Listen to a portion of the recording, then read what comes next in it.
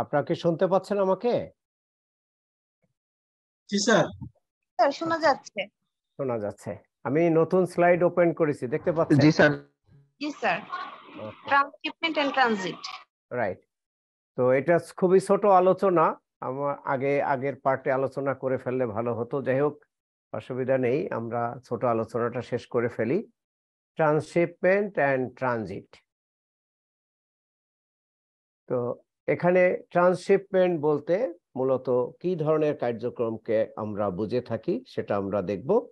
এটা মূলত কাস্টমস আইন, আমাদের যে কাস্টমস আইন 1969, এই কাস্টমস আইনের সেকশন 121 থেকে 124-এ মূলত ট্রান্সশিপমেন্ট সম্পর্কিত বিধানগুলো উল্লেখ আছে। তো ট্রান্সশিপমেন্ট বলা হচ্ছে যে transshipment is a process where cargo is unloaded from one vessel and loaded them into another to complete a journey to the final destination.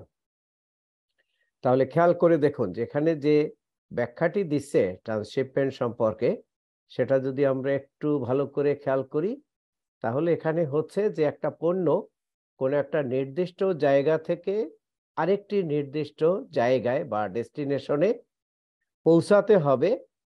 এই যে নির্দিষ্ট একটি জায়গা থেকে আরেকটি নির্দিষ্ট জায়গায় অর্থাৎ আলটিমেট ডেস্টিনেশনে পৌঁছানোর পথিমধ্যে এই পণ্যটা একটা জাহাজ থেকে আরেকটা জাহাজে বা একটা বাহন থেকে আরেকটা বাহনে আপনার লোড করতে হবে। অর্থাৎ পণ্যটা কোনো একটা নির্দিষ্ট বাহনে করে সরাসরি আলটিমেট ডেস্টিনেশন বা ফাইনাল ডেস্টিনেশনে যাবে না। যেতে হলে পথিমধ্যে তাকে এই যে পরিবহনের মাধ্যম বাহন সেটা পরিবর্তন করতে হবে। বলা হচ্ছে it is basically a transfer of imported goods from any custom station to some other customs station or any foreign destination. আর এই জাতীয় কার্যক্রমের ক্ষেত্রে কোনো ধরনের ডিউটি ট্যাক্স চার্জ করা হয় না ট্রানজিট বা ট্রান্সশিপমেন্টের ক্ষেত্রে, কারণ এই ধরনের কার্যক্রমের মাধ্যমে মূলত একটা পণ্য এক জায়গা থেকে আরেক জায়গায় পরিবহনের যে সুবিধাটা, ট্রান্সপোর্ট বা ট্রান্সফারের যে ফেসিলিটিস, শুধু সেটা প্রোভাইড করা হয়। আমরা একটা এক্সাম্পল দিলে বিষয়টা আপনার আরো পরিষ্কার হবে। ধরুন আমরা কিন্তু এই মুহূর্তে আমাদের নেবারিং 3টি কান্ট্রি ইন্ডিয়া, নেপাল এবং ভুটানকে এই সুবিধাগুলো দিয়ে থাকি, ট্রান্সশিপমেন্ট এবং ট্রানজিট সুবিধা। তো ধরুন ভারতকে আমরা আগে আপনার এই ট্রানজিট সুবিধা দিতাম, অনেক আগে থেকেই ট্রানজিট সুবিধা ছিল নৌপথে। এটা ধরুন কলকাতার হলদিয়া পোর্ট থেকে আপনার পণ্য পরিবহন করে সেই পণ্যগুলো আপনার এই আমাদের যে সিলেটের সীমান্তবর্তী এলাকায় জাহাজে করে নিয়ে যাওয়া হয় এবং সেখান থেকে ওইটা আবার ভারতে নিয়ে যায়। এটা কিন্তু অনেক পুরনো, দীর্ঘদিন ধরে এই পদ্ধতিটা আপনার প্রচলিত ছিল আসামের সাথে বিশেষ করে। আর সম্প্রতি আমরা ট্রান্সশিপমেন্ট সুবিধাটা দিচ্ছি এবং এই ট্রানজিট এবং ট্রান্সশিপমেন্ট এটা আমরা ভারত নেপালকেও দিয়ে থাকি। এখন ট্রান্সশিপমেন্টের পদ্ধতিটা হলো আমরা যেটা বললাম যে পথিমধ্যে বাহনটা চেঞ্জ হবে, পণ্যটা কোনো না কোনো একটা জায়গায় আনলোড হবে এবং সেটা আবার অন্য একটা বাহনে লোড হবে, তারপর এটা ফাইনাল ডেস্টিনেশনে যাবে। ধরুন ইন্ডিয়া থেকে বা অন্য কোনো দেশ থেকে একটা পণ্যবাহী জাহাজ চট্টগ্রাম বন্দরে আসলো এবং সেই জাহাজ থেকে একটা নির্দিষ্ট পণ্য বন্দরে নামলো। নামার পরে সেই পণ্যটা আবার বাংলাদেশি কোনো একটা বাহনে, কাভার্ড ভ্যান হতে পারে, ট্রাক হতে পারে, সেই বাহনে উঠে এটা বাংলাদেশ ভূখণ্ড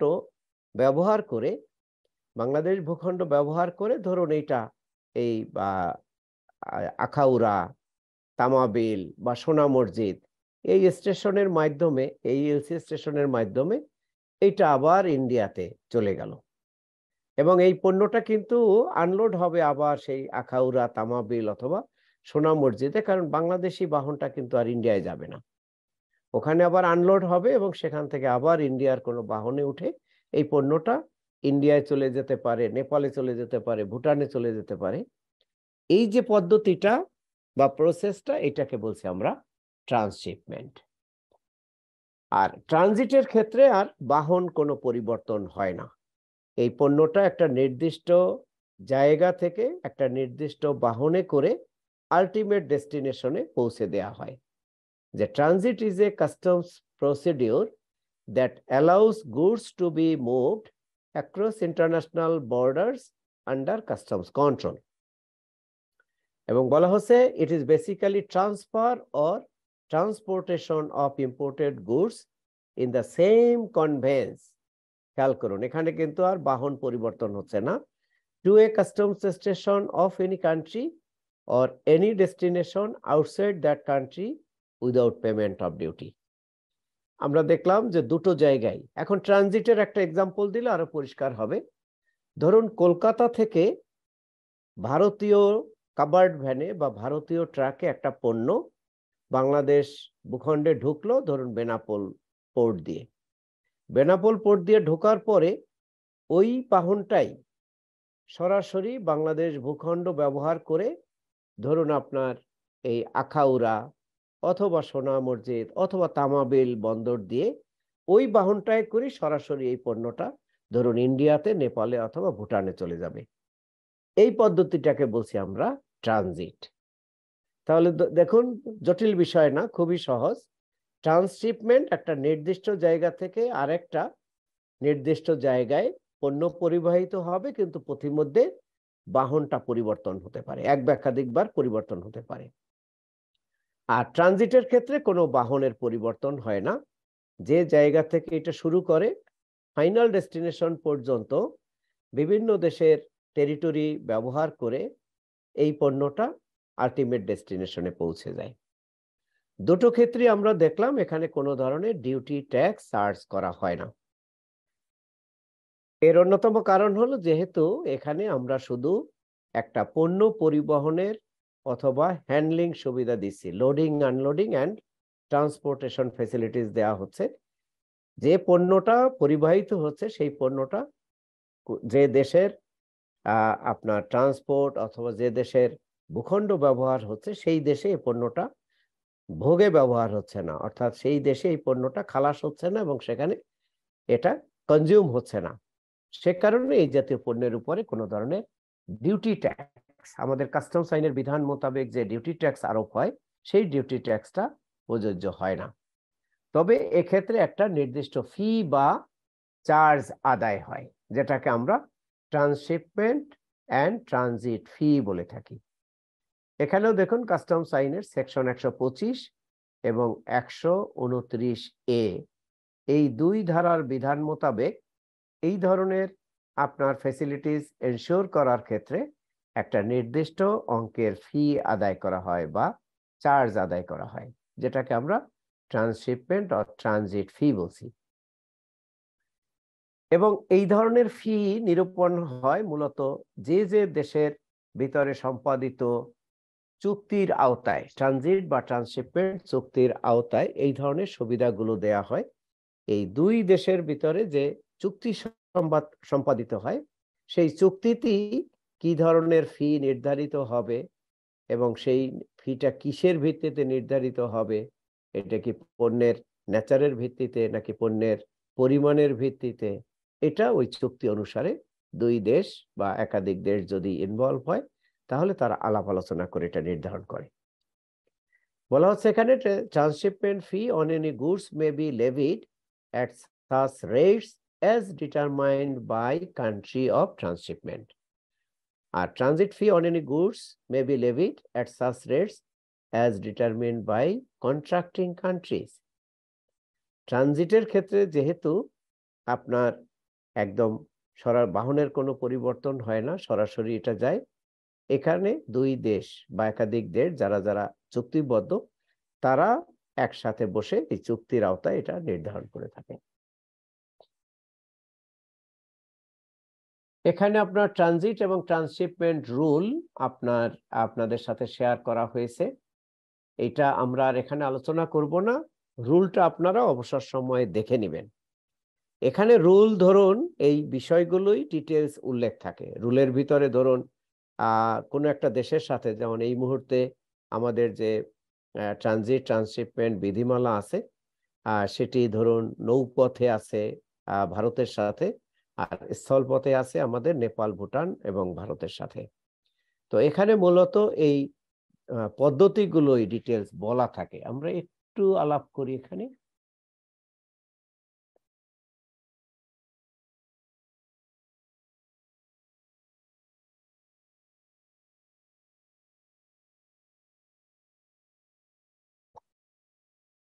তো যাই হোক, আপনার বিধিমালা যেটা, এটা ওপেন হচ্ছে না দেখছি।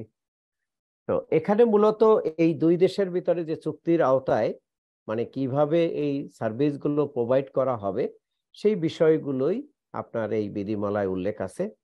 এখানে যদি আপনারা খেয়াল করে দেখেন তাহলে দেখবেন যে এই বিধিমালায় আপনার এই চার্জ বা ফি কিভাবে নিরূপিত হবে, এবং এই পণ্যটা যখন কোনো একটা দেশের ভূখণ্ডে প্রবেশ করবে সেখানে তাদের কাস্টমস ফর্মালিটিস কি, তাদের একইভাবে এই ম্যানিফেস্ট সাবমিট করতে হয়, এবং সেই ম্যানিফেস্টের আওতায় আপনার একটা শর্ট ফর্মে তাদের জন্য আলাদা প্রেসক্রাইবড ফরম্যাট আছে, সেই ফরম্যাটে তাদের বিল অফ এন্ট্রি দাখিল করতে হয়, এবং সেই বিল অফ এন্ট্রির ভিত্তিতে এই পণ্যের শুল্ক কর নিরূপিত হয়। খেয়াল রাখবেন, শুল্ক কর নিরূপিত হয় কিন্তু কোনো শুল্ক কর আদায় করা হয় না। এবং যে দেশকে এই সুবিধাটা দেয়া হবে বা যে দেশ এই সুবিধাটা নিবে, তাদেরকে এখানে একটা গ্যারান্টি দিতে হয়, ব্যাংক গ্যারান্টি অথবা অঙ্গীকারনামা। অধিকাংশ ক্ষেত্রেই আপনার ওই অঙ্গীকারনামা বা বন্ড সম্পাদিত হয়। এই বন্ডের মূল বক্তব্যটা হলো যে পণ্যটা পরিবাহিত হবে, এই পণ্যের উপরে যে প্রযোজ্য শুল্ক কর, কোনো কারণে যদি এই পণ্য আলটিমেট ডেস্টিনেশনে না পৌঁছায়, পথের মধ্যে যদি কোনো কারণে এই পণ্য আপনার বেহাত হয় বা আদারওয়াইজ যদি এটা এই সুবিধা প্রদানকারী দেশের ভূখণ্ডে কোনোভাবে আপনার খালাস হয়, তাহলে এই পণ্যটাকে ইম্পোর্ট হিসাবে গণ্য করে এটার উপরে প্রযোজ্য শুল্ক কর যাতে এই ট্রানজিট ট্রান্সশিপমেন্ট সুবিধা প্রদানকারী দেশ আদায় করতে পারে, সেই কারণে ওই ধরনের একটি বন্ড অথবা ব্যাংক গ্যারান্টি নেওয়া হয়, এই যাতে ওই গ্যারান্টি নগদায়নের মাধ্যমে আপনার সরকার এই প্রযোজ্য শুল্ক কর আদায় করতে পারে। আর এ জাতীয় ক্ষেত্রে আপনার অনেক দেশই এখন আপনার ইলেকট্রনিক আপনার ট্র্যাকিং সিস্টেম চালু করেছে, কন্টেইনার ট্র্যাকিং সিস্টেম বা এই বাহন ট্র্যাকিং সিস্টেম। সেটা হলো যে পণ্যটা এই ট্রানজিট ট্রান্সশিপমেন্ট সুবিধা প্রদানকারী দেশে পৌঁছানোর পরে ওই দেশের আপনার ভূখণ্ড ব্যবহার করে যখন যাবে, সেখানে আপনার একটা জিপিএস সিস্টেম, জিপিআরএস সিস্টেমে আপনার এই লক ব্যবহার করা হয়, যার মাধ্যমে আপনার এই বাহনটির পুরো মুভমেন্ট, একটা হলো যে সিল, একসাথে দুটো পারপাস সার্ভ করছে, যেটা একটা ইলেকট্রনিক আপনার সিল এবং কন্টেইনার ট্র্যাকিং সিস্টেম দুটো পারপাস সার্ভ করে, যে এই লকটা যদি পথিমধ্যে কেউ ভাঙার চেষ্টা করে, সেটাও আপনার এই মনিটরিং সেন্টার থেকে এটা ডিটেক্ট করা যাবে কোন পয়েন্টে এটা ভাঙার চেষ্টা করা হচ্ছে, এবং এই বাহনটার বর্তমান পজিশন কোথায়, এটা রওনা দিল, এটার লোকেশন কোথায় সেটাও ট্র্যাক করা যাবে। তো এভাবে আপনার সেই যখন আপনার সার্ভিস প্রোভাইডিং কান্ট্রিতে প্রবেশ করে, তখন সেখানকার কাস্টমস অথরিটি এই সিল লকগুলো যথাযথ আছে কিনা সেটা চেক করে, ওকে পাওয়ার পরে ওই পণ্যের চালানের শুল্ক কর হিসাব করার পরে ওই গ্যারান্টির কপিগুলো অন্যান্য দলিলপত্র রিসিভ করে এই পণ্যটাকে আপনার খালাস দেয়া হয়, অর্থাৎ পরবর্তী ডেস্টিনেশনে যাওয়ার জন্য অনুমতি দেওয়া হয়। এখানে আপনার পদ্ধতি দুটো, একটা হলো যে যদি ঝুঁকিপূর্ণ কোনো আইটেম এখানে না থাকে, সেক্ষেত্রে নর্মালি আপনার এই পণ্য খালাস দেওয়া হয়। আর যদি ঝুঁকি থাকে, কাস্টম যদি মনে করে যে এভাবে ছেড়ে দেওয়াটা যৌক্তিক হবে না বা নিরাপদ হবে না, সেক্ষেত্রে স্কর্টিং এর আপনার প্রভিশন আছে এই বিধিমালার ভিতরে। সেক্ষেত্রে বলা আছে যে কাস্টমস কর্তৃপক্ষ এই পণ্য চালান যথাযথ স্কর্টিং এর মাধ্যমে আপনার সেই সীমান্তবর্তী এলাকায় কাস্টমস কর্তৃপক্ষ বরাবর এটা হস্তান্তর করতে পারবে, অর্থাৎ তারা স্কট করে নিয়ে যাবেন এবং আপনার যে বন্দর ব্যবহার করে এই পণ্যটা আপনার অন্য দেশে চলে যাবে, সেই এই বন্দরে কর্মরত কাস্টমস কর্মকর্তার কাছে এটা হস্তান্তর করবেন। এবং বিধিমালায় এ জাতীয় কথাবার্তাও আছে যে পথিমধ্যে যদি কোনো কারণে এই যানবাহন নষ্ট হয়ে যায় বা কোনো ধরনের সমস্যা দেখা দেয়, তাহলে সেটা আপনার নিকটস্থ যে অধিক্ষেত্রে ওই বাহনটি অবস্থিত সেই অধিক্ষেত্রের কাস্টমস কমিশনার অথবা ভ্যাট কমিশনারকে অবহিত করতে হবে।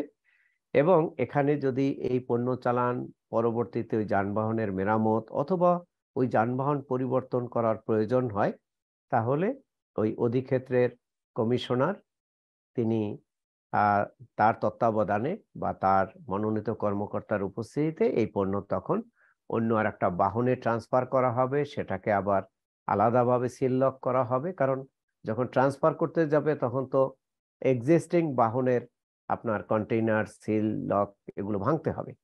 তো সে কারণে এটাকে আবার অন্য বাহনে আপনার ট্রান্সফার করার পরে সেটাকে আবার সিল লক করতে হবে। তো এই যে পদ্ধতিগুলো এই বিধিমালায় বিস্তারিতভাবে উল্লেখ করা আছে। অর্থাৎ ট্রানজিট এবং ট্রান্সশিপমেন্টের ক্ষেত্রে কন্ট্রাক্টিং কান্ট্রিগুলো কে কি ধরনের কার্যক্রম সম্পাদন করবে, কিভাবে করবে, কোন ফর্মে অঙ্গীকারনামা দিতে হবে, এখানে কিভাবে আইজিএম দাখিল করবে, কার কাছে আইজিএম দাখিল করতে হবে, তারপর বিল অফ এন্ট্রি করবে, সেই বিল অফ এন্ট্রি কি রকমের হবে এবং সেই বিল অফ এন্ট্রিতে এই তথ্যগুলো কে দাখিল করবে, অঙ্গীকারনামা কি আমদানিকারক এই পণ্যের যিনি আমদানিকারক বা মালিক তিনি দিবেন না তার পক্ষে মনোনীত কোনো এজেন্ট দিবেন, এই বিষয়গুলো বিস্তারিতভাবে এই আপনার ট্রানজিট এবং ট্রান্সশিপমেন্ট বিধিমালায় উল্লেখ আছে। তো এই বিষয়ের উপরে যদি আপনাদের কোনো ট্রানজিট এবং ট্রান্সশিপমেন্ট নিয়ে যদি আপনাদের কোনো প্রশ্ন থাকে, এবার সেটা করতে পারেন। স্যার একটা কোশ্চেন করতে পারি? জি বলুন। স্যার এই যশোরের বেনাপোল দিয়ে যদি 5 টনের একটা ট্রাক ইন্ডিয়া থেকে বাংলাদেশের ভূখণ্ড ব্যবহার করে যদি ত্রিপুরায় যায়, তাইলে ওই ট্রাক বাবদ বাংলাদেশ সরকার ট্রানজিট ইউজ করার কারণে কেমন রেভিনিউ পেতে পারে?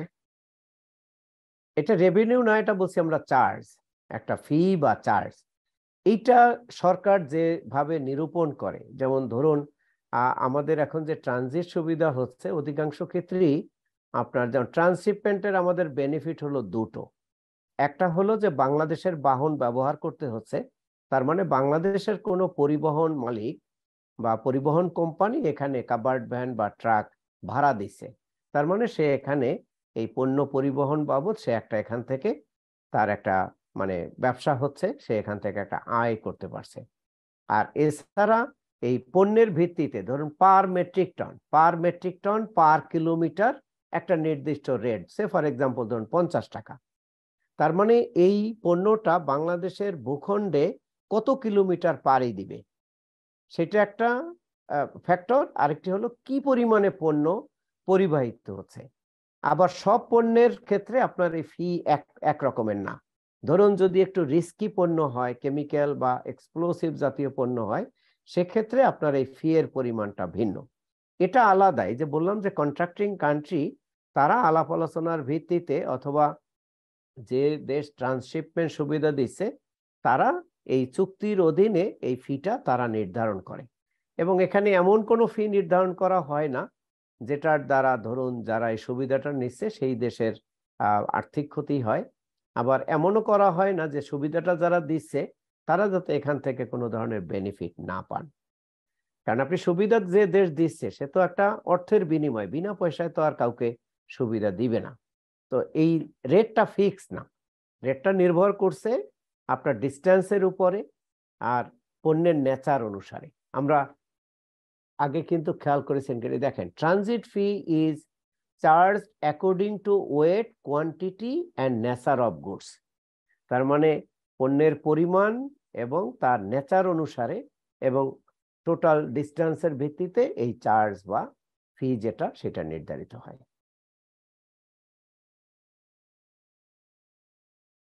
আর কার কোনো প্রশ্ন? প্রশ্ন না থাকলে আমরা পরবর্তী আলোচনায় যাই। আমাদের আরো প্রায় 3টা ইস্যু নিয়ে কথা বলতে হবে। আপনারা কি শুনতে জি স্যার, পাচ্ছেন শুনতে আমাকে? পাচ্ছি। আচ্ছা, নতুন জি স্যার, স্লাইড শুনতে ওপেন করেছি, দেখতে পাচ্ছেন? জি স্যার। কাস্টমস অ্যাডভান্স রুলিং জি স্যার। স্লাইড মুভ করে। জি স্যার, মুভ করে। ওকে ওকে, তো আমরা পরবর্তী আলোচনা শুরু করি। আজকে এই পর্যায়ে আমরা যেটা আলোচনা করব সেটা হলো কাস্টমস অ্যাডভান্স রুলিং। কারো কি ধারণা আছে যে এই কাস্টমস অ্যাডভান্স রুলিং যেটা বলছি এই বিষয়টা কি?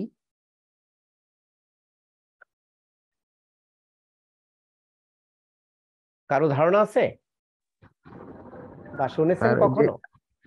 স্যার এক্সপোর্ট ওরিয়েন্টেড গার্মেন্টস যারা বন্ডেড ওয়্যারহাউস ফ্যাসিলিটিস পায়, তাদের যে এইচএস কোড অনেক সময় তারা নিজেরা বুঝতে পারে না। তখন স্যার কাস্টমস অধিদপ্তরের কাছে এটার অ্যাকচুয়াল এইচএস কোডটা কি হবে সেই বিষয়ে নির্দেশনা জানতে চাইলে তারা একটা এখানে নির্দেশনা দেয়।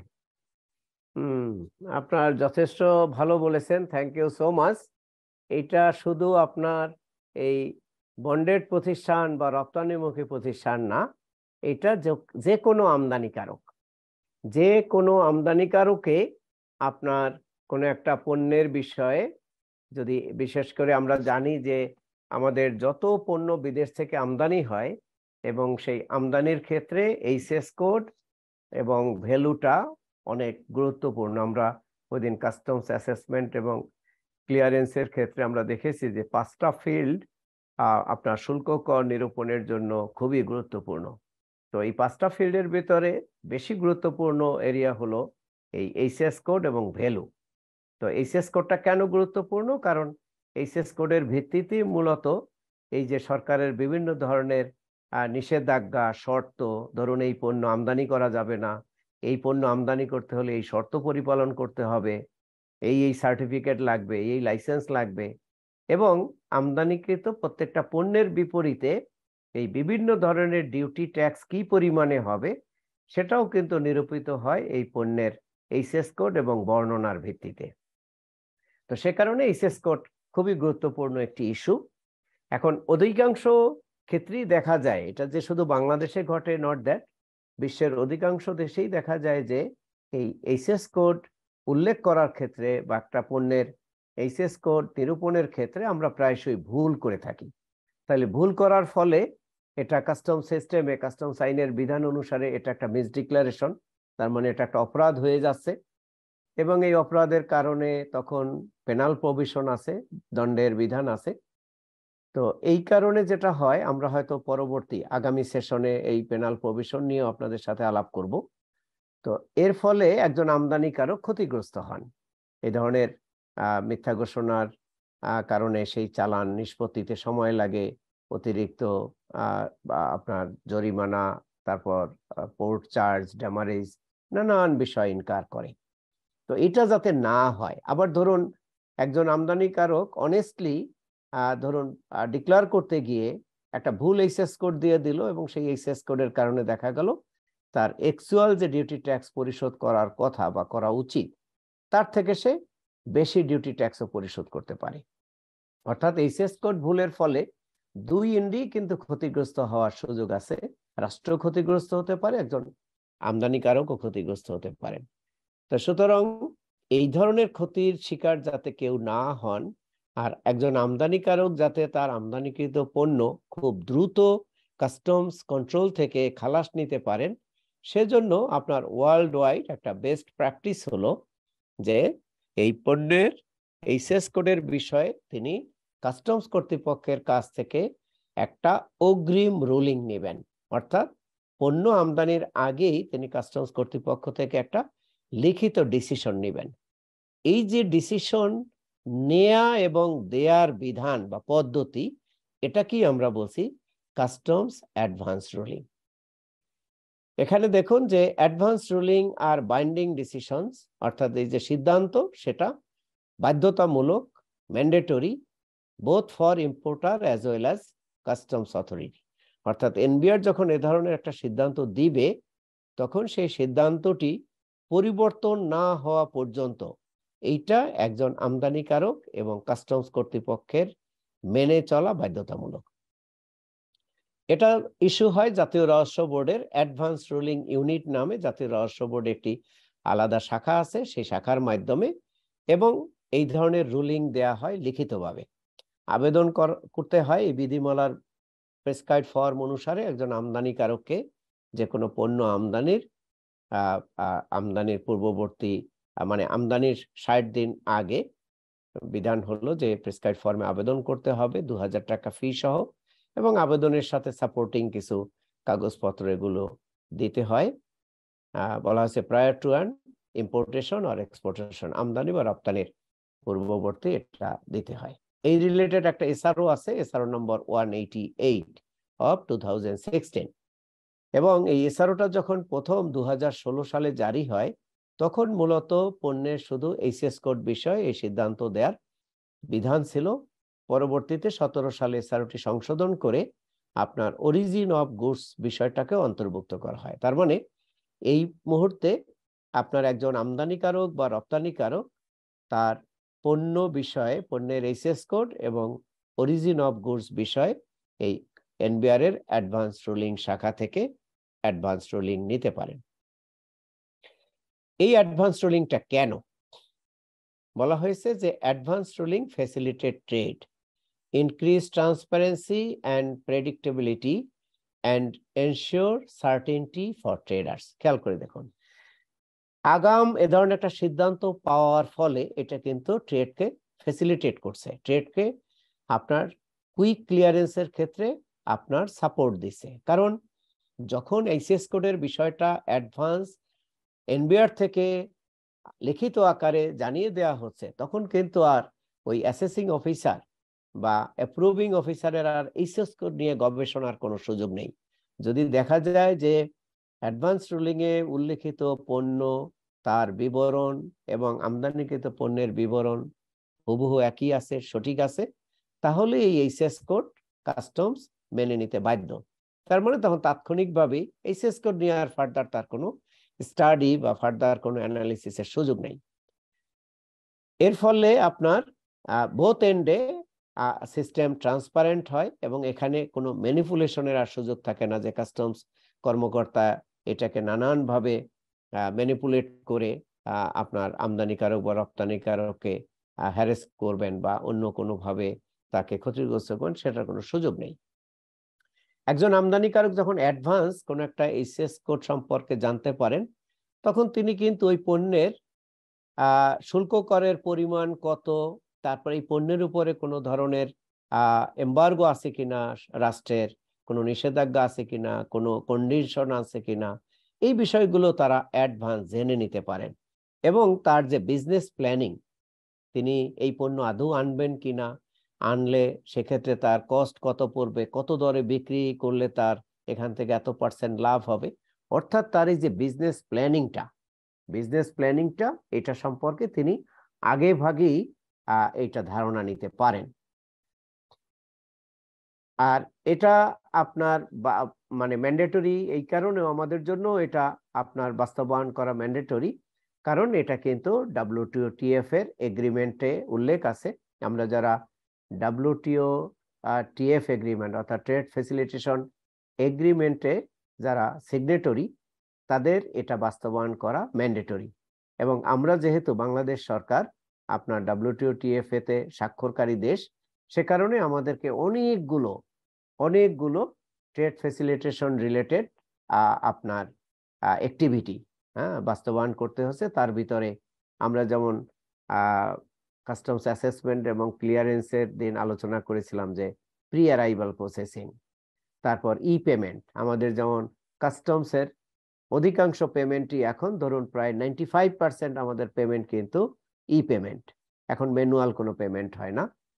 তো এগুলো কিন্তু এই WTO TF এর, আমরা একটু পরে আরেকটু আলোচনা করব অথরাইজড ইকোনমিক অপারেটর নিয়ে, পোস্ট ক্লিয়ারেন্স অডিট নিয়ে, এগুলো কিন্তু সব আপনার এই WTO TF এর আপনার কম্পোনেন্ট, WTO TF এর অ্যাক্টিভিটি। এবং এগুলোর অধিকাংশই কিন্তু আপনার এই ট্রেড সিস্টেমকে আপনার ইজি করেছে, সিম্পলিফাই করেছে, এবং এটা আপনার কুইক ক্লিয়ারেন্সকে সাপোর্ট দিচ্ছে, আপনার কস্ট অফ ডুইং বিজনেসকে রিডিউস করছে। এখানে আপনার এই যে আমরা বললাম যে এটা WTO TF এর, এটা দেখুন খেয়াল করে, WTO TF এর আর্টিকেল 3-তে এই অ্যাডভান্স রুলিং এর বিষয়টা উল্লেখ আছে। অর্থাৎ প্রত্যেকটা দেশকে তার কাস্টম সিস্টেমে এই ধরনের আপনার অ্যাডভান্স রুলিং দেওয়ার জন্য আপনার মানে আলাদা সেকশন, ব্রাঞ্চ বা ইউনিট তৈরি করতে হবে, এবং এ বিষয়ে নীতি পদ্ধতি প্রণয়ন করতে হবে, যাতে একজন ব্যবসায়ী খুব সহজেই এই এইচএস কোড এবং আপনার পণ্যের অরিজিন সম্পর্কে ক্লিয়ার কাট ধারণা পেতে পারেন বা ধারণা নিতে পারেন। এখানে বলা হয়েছে যে how advance ruling useful for importer. এখানে দেখুন যে অ্যাট কাস্টমস ক্লিয়ারেন্স, যেহেতু অলরেডি একটা সিদ্ধান্ত, মানে সরকারের সর্বোচ্চ অথরিটি, এই এইচএস কোডের ক্ষেত্রে সর্বোচ্চ অথরিটি হলো জাতীয় রহস্য বোর্ড, তাদের তরফ থেকে ইস্যু করা আছে। সে কারণে এই সিদ্ধান্তের ফলে যেটা হয় যে এখানে পণ্যের এক্সামিনেশন হবে, আদার ডকুমেন্ট যাচাই বাছাই সবকিছুই হবে, কিন্তু পণ্যের এইচএস কোড বিষয়ে আর কোনো ফার্দার অ্যানালিসিস করার কোনো সুযোগ নেই। কোনো ভিন্নতর কিছু পর্যবেক্ষণ থাকলে আইনের বিধান হলো যে সেটা তখন তাদেরকে লিখিতভাবে জাতীয় রহস্য বোর্ডকে জানাতে হবে, এবং এটা ফাস্টার ক্লিয়ারেন্সকে আপনার মানে যে কোনো ক্লিয়ারেন্সকে ফাস্টার করছে। এবং আমরা যেটা বললাম যে একজন ব্যবসায়ী এটার ফলে তার বিজনেস প্ল্যানিংটা ইন অ্যাডভান্স করতে পারছেন। তিনি এই পণ্যের ক্ষেত্রে কোনো ধরনের প্রিফারেন্সিয়াল ডিউটি ট্যাক্স বেনিফিট পাবেন কিনা সেটাও তিনি এখান থেকে নিরূপণ করতে পারছেন, কারণ তিনি এইচএস কোডের ভিত্তিতে এ ধরনের প্রিফারেন্সিয়াল কোনো ডিউটি বেনিফিট সেটা ওই এসআরও স্টাডি করে জানতে পারছেন। প্লাস আমরা যেহেতু জানি যে অরিজিন, একটা হলো ক্লাসিফিকেশন এবং অরিজিন, এবং এই যে প্রিফারেন্সিয়াল যে টেরিফ বেনিফিট বা আপনার সুবিধাটা দেয়া হয়, এগুলো অধিকাংশই দেখা যায় যে বিভিন্ন আপনার আন্তর্জাতিক বাইল্যাটারাল, মাল্টিল্যাটারাল এগ্রিমেন্টের অধীনে, যেমন সাপটা, আপটা, বিমস্টেকের অধীনে বিভিন্ন ধরনের পণ্যকে যে সুবিধা দেয়া হয়। এবং আমরা জানি আমাদের যে সাপটা এগ্রিমেন্ট, এই সাপটা এগ্রিমেন্টের আওতায় সার্কভুক্ত দেশের উৎপাদিত পণ্য, নির্দিষ্ট কিছু পণ্য, সেটা যদি সার্কভুক্ত দেশগুলোতে আমদানি রপ্তানি হয়, সেখানে একটা এক্সট্রা টেরিফ বেনিফিট, ডিউটি ট্যাক্সে বেনিফিট পাওয়া যায়। সুতরাং এগুলো পাওয়ার ক্ষেত্রে এই অ্যাডভান্স রুলিং একটি আপনার গুরুত্বপূর্ণ দলিল হিসাবে বা সিস্টেম হিসাবে কাজ করছে। এখানে জাতীয় রহস্য বোর্ডে যেটা বললাম যে অ্যাডভান্স রুলিং ইউনিট আছে, এই ইউনিটের প্রধান হলেন মেম্বার কাস্টমস পলিসি, আর তাকে সহায়তা করার জন্য ওই অ্যাডভান্স রুলিং ইউনিটের দায়িত্বপ্রাপ্ত প্রথম সচিব এটার মেম্বার, আর সেকেন্ড সেক্রেটারি অ্যাডভান্স রুলিং ইউনিটের যিনি, তিনি এটার মেম্বার সেক্রেটারি হিসেবে দায়িত্ব পালন করেন।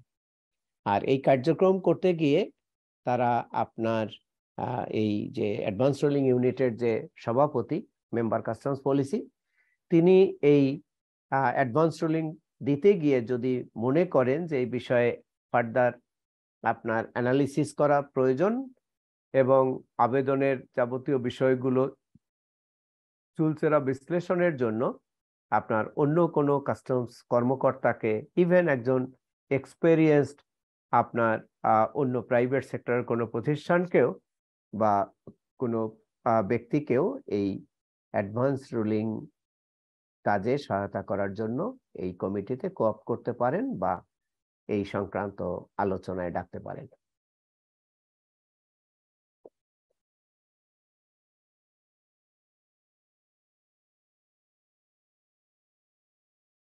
আমরা অলরেডি আলাপ করেছি যে অ্যাডভান্স রুলিং এই মুহূর্তে দেয়া হচ্ছে এইচএস ক্লাসিফিকেশন এবং কান্ট্রি অফ অরিজিন, এই দুটো বিষয়ের উপরে।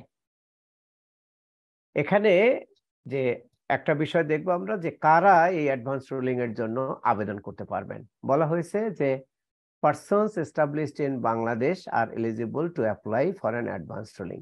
যেমন একজন ইম্পোর্টার অথবা এক্সপোর্টার অথবা তাদের পক্ষে অথরাইজড কোনো পার্সন।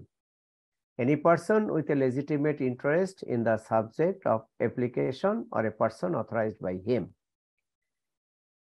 এখানে established in বাংলাদেশ বলতে বোঝানো হয়েছে যারা বাংলাদেশের স্থায়ী বাসিন্দা অথবা কোনো কোম্পানি অথবা এন্টিটি যারা বাংলাদেশে রেজিস্টার্ড, তারাই এই অ্যাডভান্স রুলিং এর জন্য আপনার অ্যাডভান্স রুলিং ইউনিটে আবেদন করতে পারেন। এখানে আবেদন করার জন্য এই বিধিমালার প্রেসক্রাইব ফর্ম আছে, ফর্ম ক।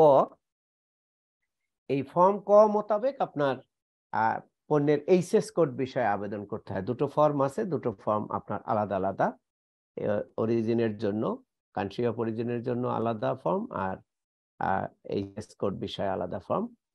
আবেদনের সাথে সাপোর্টিং ডকুমেন্ট হিসাবে এই পণ্যের ক্যাটালগ বা ব্রোশিওর অথবা ডিটেলস আদার যে সমস্ত তথ্যপত্র আছে, ধরুন কেমিক্যাল প্রোডাক্ট হলে সেখানে এমএসডিএস বা অন্যান্য ডাটা শিট, এবং আপনার এই কেমিক্যাল যদি আইটেম হয় সেখানে তার ইনগ্রেডিয়েন্ট বা কম্পোজিশন কি সেই সম্পর্কিত তথ্য, ইভেন ক্ষেত্র বিশেষে ম্যানুফ্যাকচারিং প্রসেস অথবা আদার কোনো স্পেশাল ক্যারেক্টারিস্টিক যদি থাকে বা ফিচার থাকে সেগুলো এটা দাখিল করতে হয়। এই প্রেসক্রাইব ফর্ম আবেদনের জন্য সেটা আমরা এনবিআর এর ওয়েবসাইট এখানে আছে, সেখান থেকেও ডাউনলোড করে নিতে পারি, অথবা এটা প্রিন্টেড আকারেও আপনার এই বাজারে এসআরওর সাথে পাওয়া যাচ্ছে। আর অরিজিন অফ গুডস এর ক্ষেত্রে আবেদন ফর্ম হলো খ।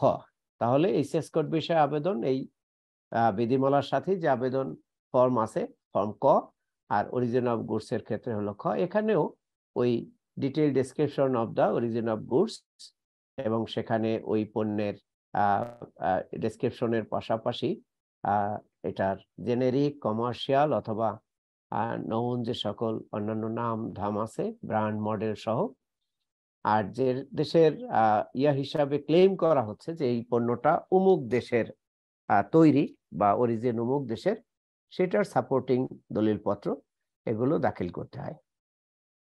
এবং এখানেও ওই পণ্যের উৎপাদন প্রক্রিয়া বা অন্য কোনো বৈশিষ্ট্য যদি থাকে সেটাও আপনার আবেদনের সাথে সাপোর্টিং ডকুমেন্ট দিয়ে আপনার দাখিল করতে হবে। মূল উদ্দেশ্য হলো যে দাখিলকৃত দলিলাদির ভিত্তিতে যাতে জাতীয় রহস্য বোর্ডের অ্যাডভান্স রুলিং ইউনিট ইজিলি এই পণ্যগুলোর এই এইচএস কোড এবং অরিজিন বিষয়ে আপনার দ্রুত সিদ্ধান্ত দিতে পারে। আবেদনটা করতে হবে আপনার প্রেসিডেন্ট অ্যাডভান্স রুলিং ইউনিট বরাবর এবং একটা A4 পেপারে আবেদন করতে হবে। আবেদন করার বিধান হলো যে পণ্য আমদানি বা রপ্তানি অর্থাৎ বিল অফ এন্ট্রি বা বিল অফ এক্সপোর্ট দাখিলের 60 কর্মদিবস পূর্বে। খেয়াল করে দেখুন, এটা কিন্তু অ্যাডভান্স রুলিং, অর্থাৎ পণ্য আমদানি বা রপ্তানি করার আগেই রুলিং নিতে হবে এবং সেই রুলিং সেখানে ব্যবহার করতে হবে। এর বাইরে কিন্তু কাস্টম সিস্টেমে ধরুন আমদানিকৃত পণ্যের শুল্ক কর নিরূপণের জন্য এইচএস কোড নিয়ে যদি কোনো ধরনের বিতর্ক দেখা দেয়, সেক্ষেত্রেও কিন্তু জাতীয় রহস্য বোর্ড ওই এইচএস কোডের বিষয়ে সিদ্ধান্ত দেয়। সেটাকে কিন্তু আমরা অ্যাডভান্স রুলিং বলবো না, সেটা হলো শুধু রুলিং। খেয়াল রাখবেন, সেটা হলো ক্লাসিফিকেশন ডিসিশন অর রুলিং, আর এটাকে বলছি আমরা অ্যাডভান্স রুলিং। এর মূল কারণ হলো যে পণ্য আমদানি এবং রপ্তানি করার জন্য যে পণ্য আমদানির পরে যে খালাসের জন্য বিল অফ এন্ট্রি বা রপ্তানির জন্য বিল অফ এক্সপোর্ট দাখিল করব, সেটার পূর্ববর্তী 60 ওয়ার্কিং ডেজ পূর্বেই এই ধরনের রুলিং নেয়ার বিধান, সেই কারণে এটাকে বলছি আমরা অ্যাডভান্স রুলিং। কিন্তু আমদানির পরেও কোনো পণ্যের এইচএস কোড নিয়ে যদি ঝামেলা তৈরি হয় বা কোনো ডিসপিউট অ্যারাইজ করে, তাহলে সেটারও সমাধান আছে, সেটার জন্য এনবিআর, কিন্তু সেটা অ্যাডভান্স রুলিং ইউনিট না। সেখানে এনবিআর এর যে ক্লাসিফিকেশন আপনার কি বলে পলিসি ইউনিট আছে, পলিসি সেকশন আছে, তারা তখন সেইটা পর্যালোচনা করে একটা সিদ্ধান্ত দেয়। সেটাকে আমরা বলছি classification decision or only ruling. এবং এই রুলিং দেওয়ার ক্ষেত্রে আবেদনের পরে যদি প্রয়োজন মনে হয় সেক্ষেত্রে অ্যাপ্লিক্যান্টকে শুনানির সুযোগ দেওয়া হয় এবং অধিকাংশ ক্ষেত্রে যে পদ্ধতিটা ফলো করা হয়, এখানে আবেদনের সাথে যে সকল তথ্যপত্র দিতে হবে সেটা দেখুন, অ্যাপ্লিক্যান্টের এনআইডির কপি অথবা বার্থ সার্টিফিকেট, তারপর যদি তিনি কারো পক্ষে এটা করে থাকেন, অথরাইজড কারো থাকে, তাহলে সেখানে অথরাইজেশন লেটার থাকতে হবে।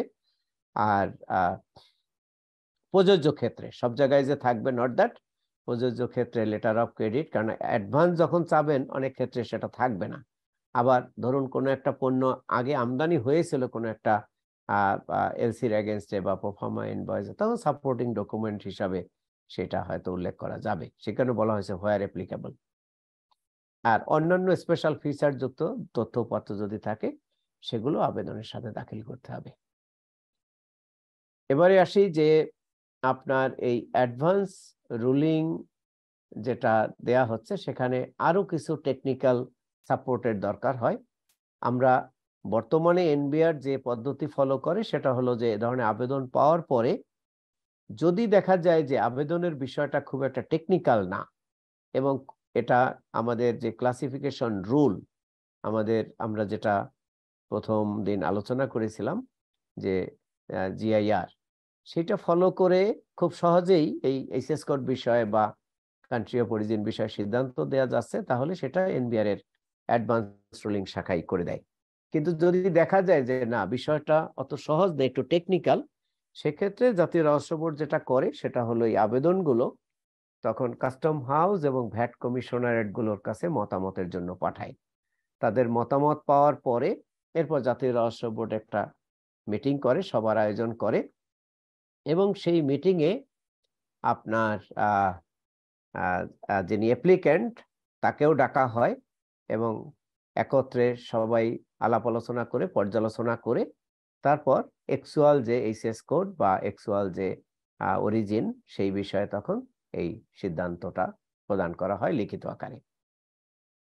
আবেদন দাখিলের পরে সেই আবেদন প্রত্যাহারেরও সুযোগ আছে বিধিমালায়, সেখানে বলা হয়েছে an application may be withdrawn within 30 working days of its submission, অথবা in applicable cases where an applicant has sought an extension of time, reasonable time to be allowed by the advance ruling unit। অর্থাৎ আবেদন দাখিলের পরে যদি আবেদনকারী প্রত্যাহার করতে চান তারও সুযোগ আছে।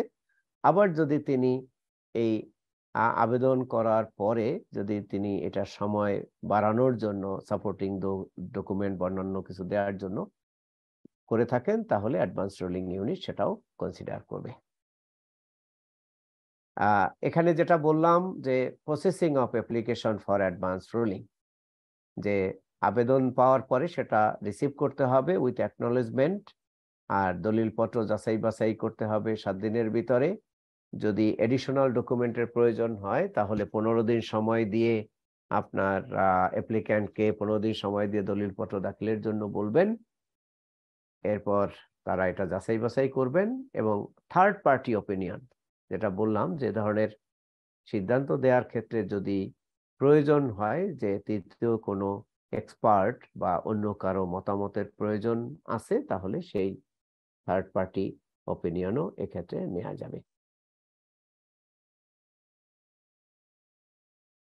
এখানে অ্যাডভান্স রুলিং এর ভিত্তি, অর্থাৎ অ্যাডভান্স রুলিং যেটা দিবে জাতীয় রহস্য বোর্ড, তার মূল ভিত্তিটা হবে দাখিলকৃত দলিলাদি। আমদানিকারক আবেদনের সাথে যে দলিলপত্র রেকর্ডপত্র দাখিল করবেন, সেই দলিলপত্র রেকর্ডপত্রগুলোই হবে এখানে আবেদনের মূল ভিত্তি। সুতরাং কোনো একটা আবেদনের সাথে দাখিলকৃত দলিলাদি যদি মিসলিডিং হয় অথবা ইনকারেক্ট হয়, এবং সেটার ভিত্তিতে যদি কোনো অ্যাডভান্স রুলিং জারি হয় এবং ভবিষ্যতে এটা শনাক্ত হলে সেই অ্যাডভান্স রুলিং ইনভ্যালিড হিসাবে গণ্য হবে, এবং এটার ক্ষেত্রে যে ভুল এইচএস কোড বা ভুল অরিজিন ভিত্তিতে পণ্য খালাস হয়েছে সেটাও আপনার প্রকৃত এইচএস কোড বা প্রকৃত আইন অনুসরণ করে সেটা তখন পুনঃশুল্কায়ন বা লিগ্যাল অ্যাকশন নেওয়া যাবে। আপনার এই অ্যাডভান্স রুলিং ইস্যু করার ক্ষেত্রে বলা হয়েছে যে অ্যাডভান্স রুলিং ইউনিট এই আবেদন পাওয়ার উইদিন 45 ওয়ার্কিং ডেজ এই সিদ্ধান্ত গ্রহণ করবেন। আর এই অ্যাডভান্স রুলিং ইউনিটে আপনার যেটা করবে সেটা হলো একটা রুলিং নাম্বার, এই যে নাম্বার ইয়াগুলো ইস্যু হবে, এটা অর্থ বছর ভিত্তিক এটার একটা নাম্বারিং করতে হবে, যাতে আপনার ইজিলি সংখ্যাটা নিরূপণ করা যায় যে একটা নির্দিষ্ট অর্থ বছরে কতগুলো এ ধরনের অ্যাডভান্স রুলিং দেয়া হয়েছে।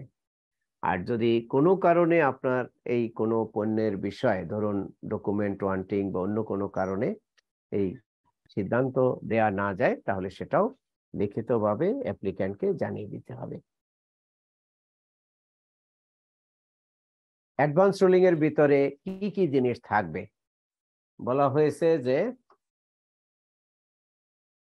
contents of advance ruling, যে name and contract address of the applicant, তারপর তিনি কত তারিখে আবেদন দাখিল করেছিলেন, আর এই যে পণ্যের বিষয়ে তিনি সিদ্ধান্ত চেয়েছেন সেটার ডেসক্রিপশন কি, আর এখানে আপনার এরপরে যে অ্যানালিসিস, এবং সেখানে আরো কিছু তথ্য উপাত্ত থাকবে, এবং সেইটার ভিত্তিতে আপনার যে সিদ্ধান্তটা দেয়া হয়েছে সেই সিদ্ধান্ত দেওয়ার ক্ষেত্রে যে আমাদের যে ক্লাসিফিকেশনের যে রুল আছে, সেই ক্লাসিফিকেশন রুলের কোন রুল ফলো করে এবং কি কি তথ্য উপাত্তের ভিত্তিতে এই রুলিংটি দেয়া হয়েছে সেই বিষয়টা আপনার এখানে এই অ্যাডভান্স রুলিং এর যে আদেশ জারি হবে সেখানে এটা উল্লেখ থাকবে। এবং এটার ভ্যালিডিটি কতদিন সেটাও উল্লেখ থাকবে। নরমালি আপনার এখানে ভ্যালিডিটি শো করা হয় বা উল্লেখ করা হয় 18 মান্থস, অর্থাৎ এ ধরনের একটা অ্যাডভান্স রুলিং ইস্যু হওয়ার পরবর্তী 18 মাস পর্যন্ত এটা রুলিংটা বলবৎ থাকবে। এখন প্রশ্ন আসতে পারে যে 18 মাস পর্যন্ত বলবৎ থাকবে, 18 মাসের পরে কি হবে? 18 মাসের পরে আপনার ডিসিশন ফার্দার কোনো চেঞ্জ না হলে এটা আপনার পরিবর্তন হয় না, ওইটাই অনুসরণ করা হয়। যদি কোনো কারণে ধরুন ডাব্লিউসিও বা অন্য কোনো কর্তৃপক্ষ যদি এই পণ্যের এই সেস কোডের বিষয়ে ভিন্নতর কোনো সিদ্ধান্ত না দিয়ে থাকে। কখন আপনার অ্যাডভান্স রুলিং ইস্যু করা যায় না বা ইস্যু করা হয় না? বলা হয়েছে যে যে পণ্যের বিষয়ে বা যে পণ্যের এই সেস কোড বিষয়ে বা আপনার এই কান্ট্রি অফ অরিজিন বিষয়ে সিদ্ধান্ত চাওয়া হচ্ছে, সেই বিষয়টা যদি সরকারের কোনো আদালত বা ট্রাইব্যুনাল এদের অধীনে আপনার বিবেচনাধীন থাকে, অর্থাৎ মামলার কোনো মামলা এই বিষয়ে যদি কোনো আদালতে কোনো মামলা থাকে এবং কোনো আদালতে যদি এটি বিচারাধীন থাকে, তাহলে সেই আদালতের মামলা নিষ্পত্তি না হওয়া পর্যন্ত এই বিষয়ে আপনার কোনো অ্যাডভান্স রুলিং দেওয়া যাবে না। কারণ আদালতের অবস্থান হলো আমাদের যে কোনো সরকারি দপ্তর বা কর্তৃপক্ষের ঊর্ধ্বে। আর কোনো আদালত যদি বা ট্রাইব্যুনাল যদি কোনো বিষয়ে ইতিমধ্যে সিদ্ধান্ত দিয়ে থাকেন, ধরুন কোনো একটা বিষয়ে অলরেডি উচ্চতর আদালত একটা সিদ্ধান্ত দিয়েছেন, তাহলে সেই ক্ষেত্রে ওই সিদ্ধান্তটা চেঞ্জ করার এখতিয়ার এনবিআর-এর নেই। সেই কারণে এই জাতীয় সিদ্ধান্ত যেখানে আছে সেই বিষয়ের উপরেও কোনো অ্যাডভান্স রুলিং ইস্যু করা হয় না। আর যদি ওই যে তথ্য উপাত্ত তার ভিত্তিতে যদি এই পণ্যের সঠিক এইচএস কোড নিরূপণ করা কোনো কারণে সম্ভব না হয়। আর কোনো ইস্যুতে যদি ধরুন কোনো কারণে অ্যাডভান্স রুলিং ইউনিট কোনো পণ্যের এইচএস কোডের বিষয়টি আগে নিষ্পত্তি না করতে পেরে আপনার রিজেক্ট করেছে, সুতরাং রিজেক্টেড কোনো ইস্যুর উপরে ফার্দার কোনো আবেদন করা যায় না। আমরা যেটা বলেছিলাম যে বাইন্ডিং, যে এটা একটা বাইন্ডিং ডিসিশন, এবং এই বাইন্ডিং আপনার both for customs and as well as ruling holder, অর্থাৎ যিনি এই পণ্যের এইচএস কোড বা অরিজিন বিষয়ে রুলিং নিয়েছেন উভয়ের ক্ষেত্রে এটা মানে মেনে চলা বাধ্যতামূলক। এটা আমরা অলরেডি শেয়ার করেছি যে এটার ভ্যালিডিটি হলো 18 মান্থস। কবে থেকে এটা কার্যকর হবে? বলা হয়েছে যে তারিখে অ্যাডভান্স রুলিং অফিসিয়ালি ইস্যু হয়েছে, প্রত্যেকটা অ্যাডভান্স রুলিং তার একটি নাম্বার থাকবে এবং তার উপর একটি ডেট থাকবে। সুতরাং এই যে নাম্বার এবং ডেট, সেই নাম্বার এবং যে তারিখে এটি ইস্যু হবে সেই তারিখ থেকে এটা কার্যকর হবে।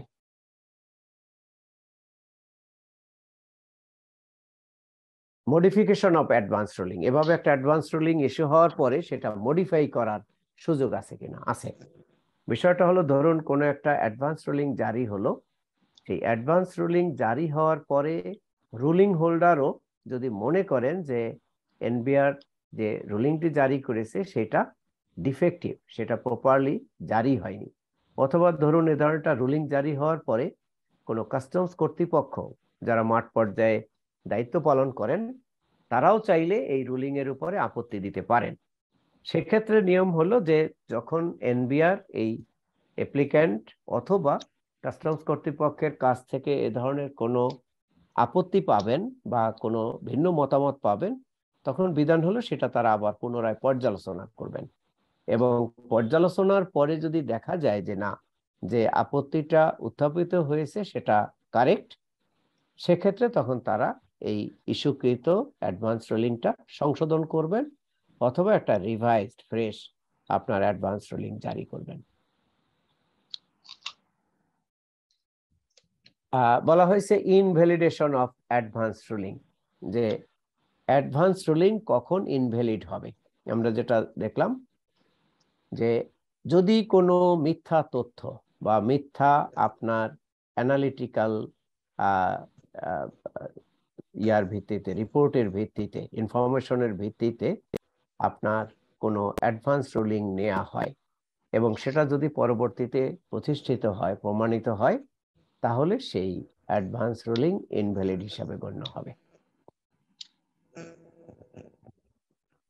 এখানে যেটা আমরা আলোচনা অলরেডি করেছি যে অপরচুনিটি টু বি হার্ড, এখানে যিনি অ্যাপ্লিক্যান্ট তিনি যদি এই অ্যাডভান্স রুলিং পাওয়ার ক্ষেত্রে কোনো মৌখিক বক্তব্য আবেদনের পাশাপাশি তিনি তার বিষয়টি ব্যাখ্যা করতে চান, এক্সপ্লেন করতে চান, এবং সে বিষয়ে তিনি যদি কোনো বক্তব্য উপস্থাপন করতে চান তার এক্সপার্ট সহ, তাহলে তাকে সেই সুযোগ দিতে হবে। রিভিউ অফ অ্যাডভান্স রুলিং, সেটা হলো যে এই রুলিং পাওয়ার পরে ওই যে মডিফিকেশন, রুলিং, রিভিউ দুটো মোটামুটি একই নেচারের, যে এ ধরনের একটা অ্যাডভান্স রুলিং ইস্যু হওয়ার পরে সেটা আপনার কর্তৃপক্ষ আবার রিভিউ করতে পারবে, যে disposal of review must be made within 60 working days. Publication of advance ruling, যে অ্যাডভান্স রুলিং গুলো জাতীয় রহস্য বোর্ড থেকে ইস্যু করা হবে সেটাকে আপনার পাবলিকলি আপনার পাবলিশ করতে হবে। তো নরমালি এটা কোনো পত্রিকায় বিজ্ঞপ্তি দিয়ে পাবলিশ করা হয় না, এটা এনপিআর এর আপনার হ্যালো মঞ্জুর আহমেদ সাহেব, আপনার মাইক্রোফোনটা একটু মিউট করবেন। মঞ্জুর সাহেব, মঞ্জুর সাহেব শুনতে পাচ্ছেন আমাদের? আর একজন বোধহয় মুস্তাফিজুর রহমান একটু। তো আরেকটি হলো যে এটা আপনার এনবিআর এর যে ওয়েবসাইট আছে, কাস্টম সম্পর্কিত যে ওয়েবসাইট, সেই ওয়েবসাইটে এটা প্রকাশ করা হয়, যাতে আপনার ওয়েবসাইট থেকে আপনার মাস পিপল এই পণ্য এবং তার এক্সেস কোড সম্পর্কে আপনার জানতে পারেন। আর এক্ষেত্রে বলা হয়েছে যে কনফিডেন্সিয়ালিটি অফ অ্যাডভান্স রুলিং, এটা হলো যে অ্যাডভান্স রুলিং দেওয়ার ক্ষেত্রে যদি কোনো তথ্য উপাত্ত যিনি অ্যাপ্লিক্যান্ট তার যদি কোনো রিকোয়েস্ট থাকে যে এই জাতীয় তথ্য উপাত্ত আমি অ্যাডভান্স রুলিং পাওয়ার জন্য সাপ্লাই দিচ্ছি, কিন্তু এই জাতীয় তথ্য উপাত্তটা যাতে অন্য কোনো ব্যক্তি বা প্রতিষ্ঠান জানতে না পারে, কারণ এখানে তার কিছু বিজনেস সিক্রেসি থাকতে পারে, তার ধরুন পণ্য উৎপাদনের ক্ষেত্রে তার রেসিপির ক্ষেত্রে কিছু আলাদা গোপন কিছু বিষয় থাকতে পারে যেটা তিনি হয়তো অন্যকে জানাতে চাচ্ছেন না, কারণ এটা তার হয়তোবা ইন্টেলেকচুয়াল প্রপার্টি রাইট, সেই বিবেচনায়। তাহলে এটা যদি তিনি তার আবেদনে উল্লেখ করেন তাহলে সেটা অ্যাডভান্স রুলিং ইউনিট এটা পরিপালন করবেন। তো এই ছিল আপনাদের সাথে আমার অ্যাডভান্স রুলিং সম্পর্কিত আলোচনা। এর উপরে যদি কারো কোনো প্রশ্ন থাকে এবার সেটা করবেন।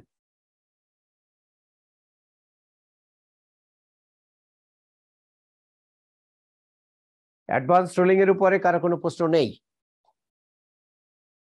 প্রশ্ন না থাকলে আমরা পরবর্তী আলোচনায় যাই। আপনারা কি আমাকে শুনতে পাচ্ছেন? জি স্যার। জি স্যার। কোনো প্রশ্ন নেই? অ্যাডভান্স রুলিং এর বিষয়টা পরিষ্কার আপনাদের কাছে? স্যার আমার একটু জানার ছিল, সেটা হচ্ছে স্যার এটা কি যে কোনো পণ্যের ক্ষেত্রে আমাকে অ্যাডভান্স রুলিং নিতে হবে? না, নেওয়াটা বাধ্যতামূলক না। বিষয়টা হলো একজন আমদানিকারক যদি মনে করেন যে তিনি স্মুথলি তার আমদানি রপ্তানি কার্যক্রম করতে চান, এই এইচএস কোড নিয়ে এক এক স্টেশনে এক এক রকমের মতামত দিচ্ছে, এক এক অফিসার এক এক ধরনের সিদ্ধান্ত দিচ্ছে, তিনি এই হ্যাসেল থেকে মুক্ত হতে চান এবং তিনি তার বিজনেস প্ল্যানিং এর জন্য তার এই তথ্য উপাত্তগুলো তার প্রয়োজন, তাহলে একজন আমদানিকারক যে কোনো পণ্যের ক্ষেত্রে যে কোনো সময় এই অ্যাডভান্স রুলিংটা নিতে পারেন।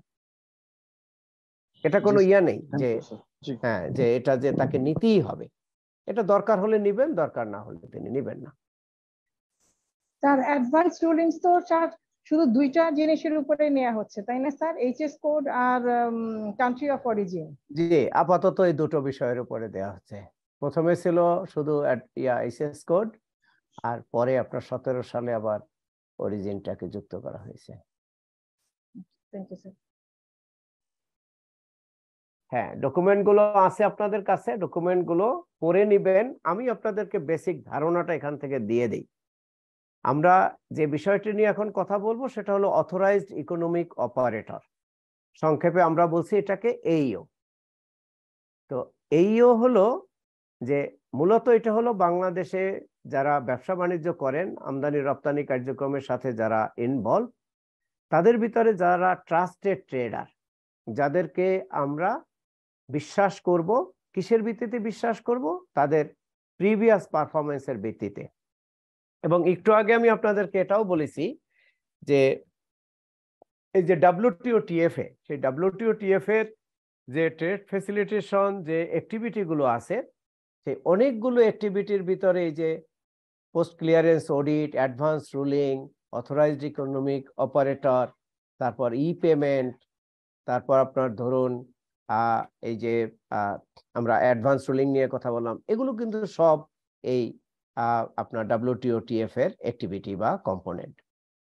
এখানে মূলত এই অথরাইজড ইকোনমিক অপারেটরের যে বিধানটি বা এই বিষয়টি বেশি আপনার হাইলাইটেড হয়েছে আপনার 9/11 এর পরে। আপনার যখন টুইন টাওয়ার ধ্বংস হলো আমেরিকার, এর আগেও এ ধরনের বিষয় ছিল, কিন্তু এটা আরো বেশি জোরালো হয়েছে এই টুইন টাওয়ার আপনার বিধ্বস্ত হওয়ার পরে। তখন আপনার এই world trade organization, world customs organization সবারই একটা আর্জ তৈরি হলো যে এই ধরনের ঝুঁকি তো যে কোনো দেশের যে কোনো পরিবহনের ক্ষেত্রে হতে পারে। একটা পণ্য যখন আপনার এই আন্তর্জাতিক পরিমণ্ডলে এটা যখন মুভ করবে, তখন এই পণ্য পরিবহনকারী জাহাজের ভিতরেও বড় ধরনের একটা দুর্ঘটনা ঘটতে পারে যদি ওই কন্টেইনারের ভিতরে আপনার ক্ষতিকারক বা এক্সপ্লোসিভ নেচারের অথবা আপনার এই নেচারের কোনো পণ্য যদি সেখানে থাকে। তাহলে এই জায়গাগুলোকে কিভাবে নিয়ন্ত্রণ করা যায়, এই জায়গাগুলোকে কিভাবে অ্যাড্রেস করা যায় প্রপারলি, জাস্ট সেখান থেকেই আপনার এই পদ্ধতির আপনার বিকাশ হয়। এবং সেখানে ইয়া হয় যে পলিসিটা এরকমের যে প্রত্যেকটা দেশ তার যারা ম্যানুফ্যাকচারার, ইম্পোর্টার, এক্সপোর্টার এবং সার্ভিস প্রোভাইডার, এদের ভিতরে যারা ট্রাস্টেড, যাদের প্রিভিয়াস বিজনেস অ্যাক্টিভিটিতে কোনো ধরনের অনিয়ম হয়নি, কোনো ধরনের বিচ্যুতি নেই, এবং তাদেরকে একটা আপনার আইডিয়াল ইন্টারন্যাশনাল বেস্ট প্র্যাকটিস বা আইডিয়াল একটা এনভায়রনমেন্ট অথবা সিচুয়েশন তাদের ফ্যাক্টরিতে বা তাদের প্রতিষ্ঠানে থাকতে হবে। যেমন আপনারা যদি এই বিধিমালাটা পড়েন, তাহলে বিধিমালাটার ভিতরে দেখবেন যে একটা প্রতিষ্ঠান এ ধরনের অথরাইজড ইকোনমিক অপারেটর হওয়ার জন্য আবেদন করতে হলে তার কিছু নির্দিষ্ট বৈশিষ্ট্য থাকতে হবে, তার কিছু গুণাবলী থাকতে হবে।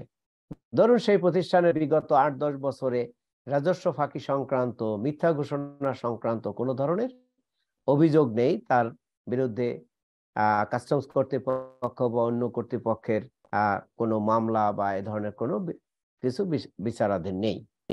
প্রতিষ্ঠানটা অত্যাধুনিক ব্যবস্থাপনা, আধুনিক মেশিনারি বা তার বিভিন্ন সিকিউরিটি সিস্টেম, সেই বিষয়গুলো তাদের এনশিওর করা আছে। ধরুন ফ্যাক্টরি প্রেমিসটা উন্নত, সেখানকার ইন্টারনাল যে সিকিউরিটি সেফটি, তারপর তাদের এমপ্লয়ি স্টাফ যারা আছে তারা ওয়েল ট্রেন্ড, তারা অধিকাংশই আপনার এই ফ্যাক্টরিতে প্রবেশের ক্ষেত্রে অ্যাক্সেস কন্ট্রোল, যেটা আমরা যে কোনো লোক যে কোনো সময় যাতে এই প্রতিষ্ঠানে ঢুকতে বের হতে না পারে, এবং এই প্রতিষ্ঠানের যাবতীয় অ্যাক্টিভিটিগুলো যেখানে সিকিউরিটি এনশিওর করার প্রয়োজন সেই জায়গাগুলো সিসি ক্যামেরা দ্বারা নিয়ন্ত্রিত। অর্থাৎ এটা একটা সেফ এবং সিকিউরড বিজনেস প্রেমিস, সেটা ম্যানুফ্যাকচারিং হোক, ট্রেডিং হোক বা অন্য যে কোনো প্রকারেই হোক।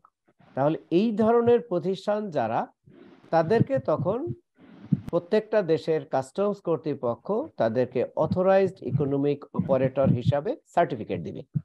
এটা আলাদা কিছু না, এটা একটা সনদ। এই ধরনের সার্টিফিকেট পাওয়ার ক্ষেত্রেই তাদেরকে এই বিধিমালায় যে শর্তগুলো দেয়া আছে এই শর্তগুলো পরিপালন করতে হবে, এবং আমি যেগুলো বললাম এগুলোই দেখবেন আপনার এই শর্ত হিসাবে আছে। তাহলে একটা প্রতিষ্ঠান এভাবে শর্ত পূরণ করে কাস্টমস কর্তৃপক্ষ বরাবর আবেদন করতে হবে, এবং এই আবেদন করতে হবে আমাদের যে কাস্টমস মূল্যায়ন এবং অভ্যন্তরীণ নিরীক্ষা কমিশনারেট নামে আলাদা একটি দপ্তর আছে, ওই দপ্তরের কাছে।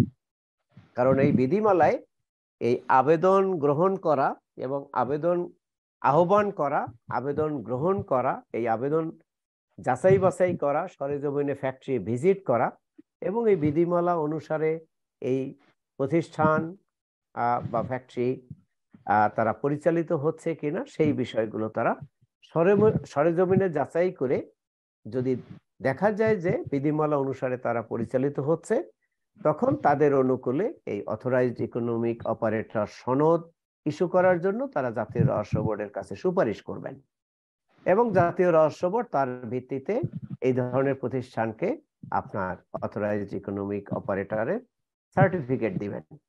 এখন প্রশ্ন আসতে পারে যে এই সার্টিফিকেট পাওয়ার ফলে এই প্রতিষ্ঠানগুলোর মানে ব্যবসা বাণিজ্যের ক্ষেত্রে কি বেনিফিট বা কি ধরনের সুবিধা পাবে। আমরা কাস্টমস অ্যাসেসমেন্ট এবং ক্লিয়ারেন্স পদ্ধতি নিয়ে যে আলোচনা করেছিলাম গত সেশনে, সেখানে আপনারা দেখেছিলেন যে এসআইকুডা ওয়ার্ল্ড সফটওয়্যারে আমাদের 4টা লেন আছে, 4টা চ্যানেল আছে, green channel, blue channel, yellow channel এবং রেড চ্যানেল। আপনারা দেখেছেন সেখানে যে অথরাইজড ইকোনমিক অপারেটর প্রতিষ্ঠানগুলো আপনার গ্রিন চ্যানেল সুবিধা পাবে। এয়ারপোর্টেও যেমন আমাদের গ্রিন চ্যানেল, এখানেও কিন্তু এই কাস্টম হাউসগুলোতে যে গ্রিন চ্যানেল, সেম নেচারের বেনিফিট। অর্থাৎ যখন একটা প্রতিষ্ঠান অথরাইজড ইকোনমিক অপারেটর হিসাবে সনদ পাবে, তখন কাস্টমস কর্তৃপক্ষ এবং আপনার বন্দর কর্তৃপক্ষের কাছে এই প্রতিষ্ঠানটা একটা বিশ্বস্ত, রিলায়েবল, ট্রাস্টেড একটা প্রতিষ্ঠান হিসাবে চিহ্নিত হবে। সুতরাং তখন এই প্রতিষ্ঠানগুলোর আপনার আমদানিকৃত পণ্য চালানের কোনো অনেক ধরনের বেনিফিট, তার ভিতরে একটা হলো যে তাদের পণ্য চালান আমদানির পরে স্বাভাবিক অবস্থায় কোনো ফিজিক্যাল এক্সামিনেশন হবে না। On the basis of submitted document, customs will assess the duty tax of AO organization, এবং এই দাখিলকৃত দলিলাদির ভিতরে যদি কোনো ওয়ান্টিং থাকে, ধরুন 8টা দলিলাদি দাখিল করতে হবে ফর অ্যাসেসমেন্ট পারপাস, কিন্তু এই মুহূর্তে এই প্রতিষ্ঠান সবগুলো দলিলাদি দাখিল করতে পারছে না, কিছু ডকুমেন্ট তার ওয়ান্টিং, অথবা কিছু ডকুমেন্ট অরিজিনাল না, তিনি মেইল কপি অথবা ফ্যাক্স কপি দিয়ে আপনার বিল অফ এন্ট্রি দাখিল করেছেন। তাহলে যেহেতু এটা একটা অথরাইজড ইকোনমিক অপারেটর, সে কারণে কাস্টমস কর্তৃপক্ষ এই ডকুমেন্ট ওয়ান্টিং থাকা সত্ত্বেও তার পণ্য চালান শুল্কায়নপূর্বক খালাস দেবে। এক্ষেত্রে বিধান হলো পরবর্তীতে তার দলিলপত্র দাখিল হলে সেটা পোস্ট ক্লিয়ারেন্স অডিটের আওতায় যাবে, অর্থাৎ খালাস পরবর্তী নিরীক্ষা। তৃতীয়ত হলো এই জাতীয় প্রতিষ্ঠানের ক্ষেত্রে যদি কখনো ধরুন ঝুঁকি ব্যবস্থাপনার আওতায় অথবা বিশ্বস্ত কোনো একটা সোর্স থেকে জানা গেল যে এই প্রতিষ্ঠানটার আমদানি চালানে একটা মিথ্যা ঘোষণা আছে বা ঝুঁকি আছে, তাহলে সেক্ষেত্রে এই পণ্য চালান পরীক্ষা করতে হবে। এই পরীক্ষা করার ক্ষেত্রেও যদি প্রতিষ্ঠান মনে করে যে না, অভিযোগ যেটা এসছে এই অভিযোগ সঠিক না, আমার পণ্য চালান অ্যাজ পার ডিক্লারেশন সঠিক আছে, এবং সেক্ষেত্রে তিনি যদি মনে করেন যে তিনি এই ফিজিক্যাল এক্সামিনেশনটা তার ফ্যাক্টরি প্রেমিসে নিয়ে করতে চান, তাহলে তিনি কাস্টমস কর্তৃপক্ষ বরাবর আবেদন করলে কাস্টমস কর্তৃপক্ষ আর বন্দরে না, এই পণ্যটা অন সেসিস ডেলিভারির ভিত্তিতে ফ্যাক্টরিতে নিয়ে ফ্যাক্টরি প্রেমিসে অফিসারদের পাঠিয়ে তারপর ওখানে পণ্যের পরীক্ষণ করা যাবে। অর্থাৎ এটাও দেখুন একটা কিন্তু বেনিফিট, যে পণ্য বন্দরে আর লোড আনলোড করতে হচ্ছে না, ফ্যাক্টরিতে নিয়ে সেখানেই পরীক্ষা করা যাবে। তারপর ধরুন পেমেন্টের ক্ষেত্রে, ডিউটি ট্যাক্স পেমেন্টের ক্ষেত্রে একটা ডেফার্ড পেমেন্টের আমরা ওই দিন আলোচনা করেছি যে ডেফার্ড পেমেন্টটা কি। বর্তমানে কিন্তু আমাদের আইনে ডেফার্ড পেমেন্টের সুবিধাটা আছে একমাত্র সরকারি, আধা সরকারি এবং স্বায়ত্তশাসিত প্রতিষ্ঠানের ক্ষেত্রে, কিন্তু অথরাইজ ইকোনমিক অপারেটরের যে বিধিমালা, এই বিধিমালায় এইও প্রতিষ্ঠানকেও এই ডেফার্ড পেমেন্টের সুবিধা দেওয়া হয়েছে। যদিও সেটা লম্বা নয়, এটা আপনার 30 দিনের, যে একটা প্রতিষ্ঠান যদি তাৎক্ষণিক ডিউটি ট্যাক্স দিতে সক্ষম না হয় এবং সে যদি এইও হয়, তাহলে তার আবেদনের ভিত্তিতে কাস্টমস তার এই শুল্ক কর বিলম্বে পরিশোধের সুযোগ দিবে।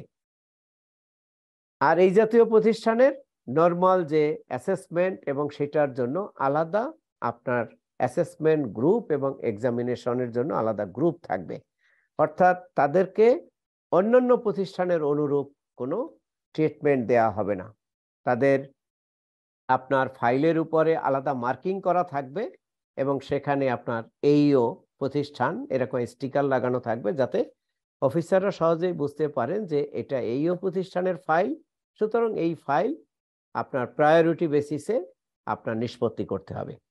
এবং আপনার এই এইও প্রতিষ্ঠানের ক্ষেত্রে আরো কিছু বেনিফিট আছে, সেটা হলো ধরুন রাষ্ট্রীয় বিভিন্ন যে প্রোগ্রাম হয়, অনুষ্ঠান হয়, সেই প্রোগ্রামগুলোতে তাদেরকে আমন্ত্রণ জানানো হয়, যেটা অন্য সাধারণ ব্যবসায়ী বা প্রতিষ্ঠানগুলো এই সুবিধাগুলো পায় না।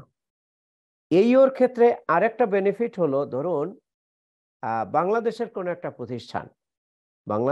একটা প্রতিষ্ঠানকে বাংলাদেশ সরকার বা জাতীয় রহস্য বোর্ড অথরাইজ ইকোনমিক অপারেটর হিসাবে সনদ দিল, তাহলে এই প্রতিষ্ঠানটাকে বিদেশে যে সকল দেশের সাথে এই প্রতিষ্ঠান ব্যবসা বাণিজ্য করে, এই প্রতিষ্ঠান আবেদন করলে ওই দেশও আপনার এই প্রতিষ্ঠানকে এই সেম বেনিফিট অর্থাৎ অথরাইজ ইকোনমিক অপারেটর হিসাবে আপনার তাকে অনুমোদন দিবে। এখানে সরাসরি অনুমোদন দিতে বাধ্য নয়, বিষয়টা হলো তখন আবেদনের ভিত্তিতে ওই প্রতিষ্ঠান মানে বিদেশে, ধরুন আমেরিকাতেই বাংলাদেশের কোন একটা প্রতিষ্ঠান, ধরুন স্কয়ার ফার্মাসিউটিক্যালস, তার উৎপাদিত ঔষধ ইউরোপ আমেরিকার হয়তো ধরুন 20টা দেশে রপ্তানি হয়। এখন সে ওই 20টা দেশেও এই অথরাইজ ইকোনমিক অপারেটরের যে বেনিফিট, এই বেনিফিটটা পাওয়ার জন্য সে ওখানে আবেদন করবে। আবেদন করার পরে ধরুন ওখানের 20টা দেশ তারা এই ফ্যাক্টরি ভিজিট করবে, বাংলাদেশে তার যে টোটাল অ্যাক্টিভিটি সেগুলো যাচাই বাছাই করার পরে দেখলো যে না, অথরাইজড ইকোনমিক অপারেটর হওয়ার যে যে শর্ত বা যে কোয়ালিফিকেশন বা যে কোয়ালিটি দরকার সেটা এই প্রতিষ্ঠানের আছে, তাহলে ওই বিদেশের যারা আমদানিকারক, এই স্কয়ার ফার্মাসিউটিক্যালসের প্রোডাক্টের যারা আমদানিকারক, সেই দেশগুলো আপনার এই প্রতিষ্ঠানকে এইও হিসাবে আপনার ট্রিট করবে, সনদ দিবে। এটাকে বলা হচ্ছে আপনার মিউচুয়াল রিকগনিশন এগ্রিমেন্ট, এমআরএ। অর্থাৎ এই ধরনের প্রতিষ্ঠানকে তখন পারস্পরিক আমদানি রপ্তানিকারক যত দেশ আছে তারা পরস্পরকে স্বীকৃতি দেবে। আবার ধরুন আমেরিকার কোনো একটা প্রতিষ্ঠান বা অস্ট্রেলিয়ার কোনো একটা প্রতিষ্ঠান এইও, সেই প্রতিষ্ঠান বাংলাদেশের সাথে নিয়মিত ব্যবসা করে, সুতরাং ও বাংলাদেশে এই সুবিধা পাওয়ার জন্য বা বাংলাদেশে ওর আমদানিকৃত ওর সরবরাহকৃত পণ্য যাতে কোনো ধরনের এক্সামিনেশন বা এই ধরনের ইয়াতে না পড়ে, যাচাই বাছাই না পড়ে, তার ওই প্রতিষ্ঠানের সাপ্লাইকে যাতে আমদানিকারক দেশ সহজেই আপনার রিলাই করে বা ট্রাস্ট করে, সেটার জন্য তারা আবেদন করলে তখন ধরুন বাংলাদেশ গভর্নমেন্টও এনবিআরও ওই প্রতিষ্ঠানকে এইও প্রতিষ্ঠান হিসাবে ট্রিট করবে। এটাকে বলছি আমরা মিউচুয়াল রিকগনিশন এগ্রিমেন্ট। তার মানে এখন খেয়াল করুন যে এইও তাহলে কি, যে এইওর মাধ্যমে একটা প্রতিষ্ঠান তাহলে কি বেনিফিট পাচ্ছে? Huge benefit. ধরুন তার এই আমদানি রপ্তানি প্রক্রিয়া এইটা অনেক স্মুথ হবে, শুধু বাংলাদেশেই না, ইভেন বিদেশে যে দেশে সে পণ্য রপ্তানি করবে সেই দেশ যখন জানবে যে এই প্রতিষ্ঠানটা বাংলাদেশে অথরাইজড ইকোনমিক অপারেটর হিসাবে সনদপ্রাপ্ত, তখন ওই দেশেও তাদের এই পণ্যের এক্সামিনেশন, অ্যাসেসমেন্ট, ক্লিয়ারেন্স এইগুলো অনেক কুইকার হবে। তো এইটাই হলো মোটামুটি আমাদের অথরাইজড ইকোনমিক অপারেটর সম্পর্কিত বিধিমালা।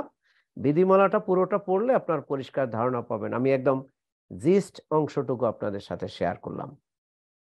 এরপর ধরুন এখন কাউকে সনদ দিলে এইটা কি আজীবন বহাল থাকবে? বিধান হলো না।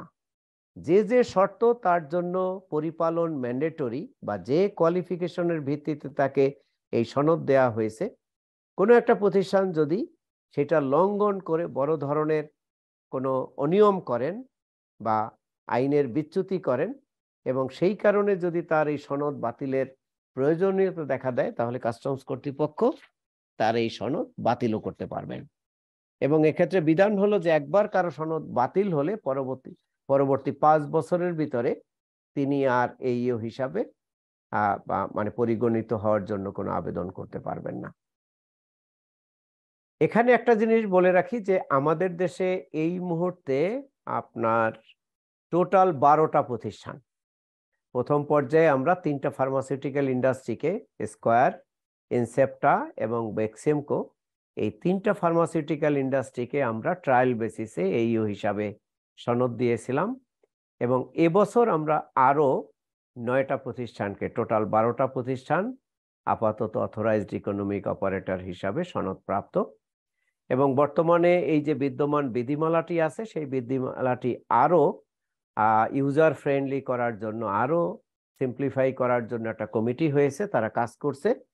মানে এখানে যে বিষয়টা আমরা যদি ইন্ডিয়ার সাথে কম্পেয়ার করি, তাহলে ইন্ডিয়াতে আপনার এই যে এক্সপোর্টার, ইম্পোর্টার, ম্যানুফ্যাকচারার, তাদের ক্ষেত্রে ওখানে 3 স্তর বিশিষ্ট এইও চালু করেছে ওরা। কিন্তু আমাদের দেশে কিন্তু 3 স্তর না, আমাদের দেশে একটা স্তর। তো এই একটা স্তর একবারে বাস্তবায়ন করা অনেক ডিফিকাল্ট, কারণ এখানে শর্তগুলো অনেক কঠিন। আর ইন্ডিয়াতে যেটা করেছে সেটা হলো ওরা 3টা স্তরে, 3টা টিয়ারে এটাকে বিন্যাস করেছে। ধরুন টিয়ার 1 এটা হলো প্রাইমারি লেভেলে, এখানে আপনার নির্দিষ্ট কিছু শর্ত পরিপালন করলে তারা টিয়ার 1 হচ্ছে, তারা মিনিমাম কিছু বেনিফিট পাচ্ছে। তারপর ধরুন 2-4 বছর পরে আবার তারা তাদের ব্যবসা বাণিজ্য, পারিপার্শ্বিক অবস্থা আরো ডেভেলপ করছে, তারা তখন আরো কিছু শর্ত পরিপালন করে টিয়ার 2 এর জন্য ধরুন আবেদন করলো। তারা টিয়ার 2 আপনার সনদ পেল, তারা বেনিফিট আরো বাড়তি পাবে। তারপর হলো টিয়ার 3, সেটা আরো মানে উন্নত কিছু শর্ত বা উন্নত কিছু পরিস্থিতি তাদেরকে এনশিওর করতে হবে। সেটা করলে তখন তারা আরো বাড়তি কিছু বেনিফিট পাবে। অর্থাৎ টিয়ার 1 তার শর্ত কম, বেনিফিট কম। ধরুন টিয়ার 2 তার শর্ত মাঝারি মানের, বেনিফিটও মাঝারি মানের। আর টিয়ার 3 এটা হলো হাইয়েস্ট লেভেলে, কন্ডিশন, আদার রেস্ট্রিকশন এবং তাদের বেনিফিটটাও হাইয়েস্ট লেভেলে। আর ইন্ডিয়া যেটা সার্ভিস সেক্টরের জন্য করেছে একটা স্তর, একটা লেভেল, অর্থাৎ ওরা টোটাল এক্সপোর্টার ইম্পোর্টারদের জন্য 3 স্তর বিশিষ্ট 3টা আপনার স্তরে এই বেনিফিটটা দিচ্ছে, আর সার্ভিস সেক্টরের জন্য একটা।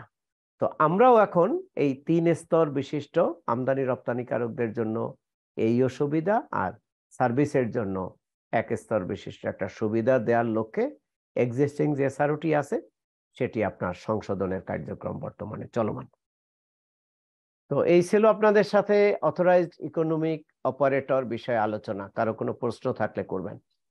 স্যার এই স্লাইডটা শেয়ার হয় না আনফরচুনেটলি, মানে হালিম ভাই যেগুলো দিচ্ছে সব আসছে, এটা আসে নাই। এইটা পাননি? না স্যার।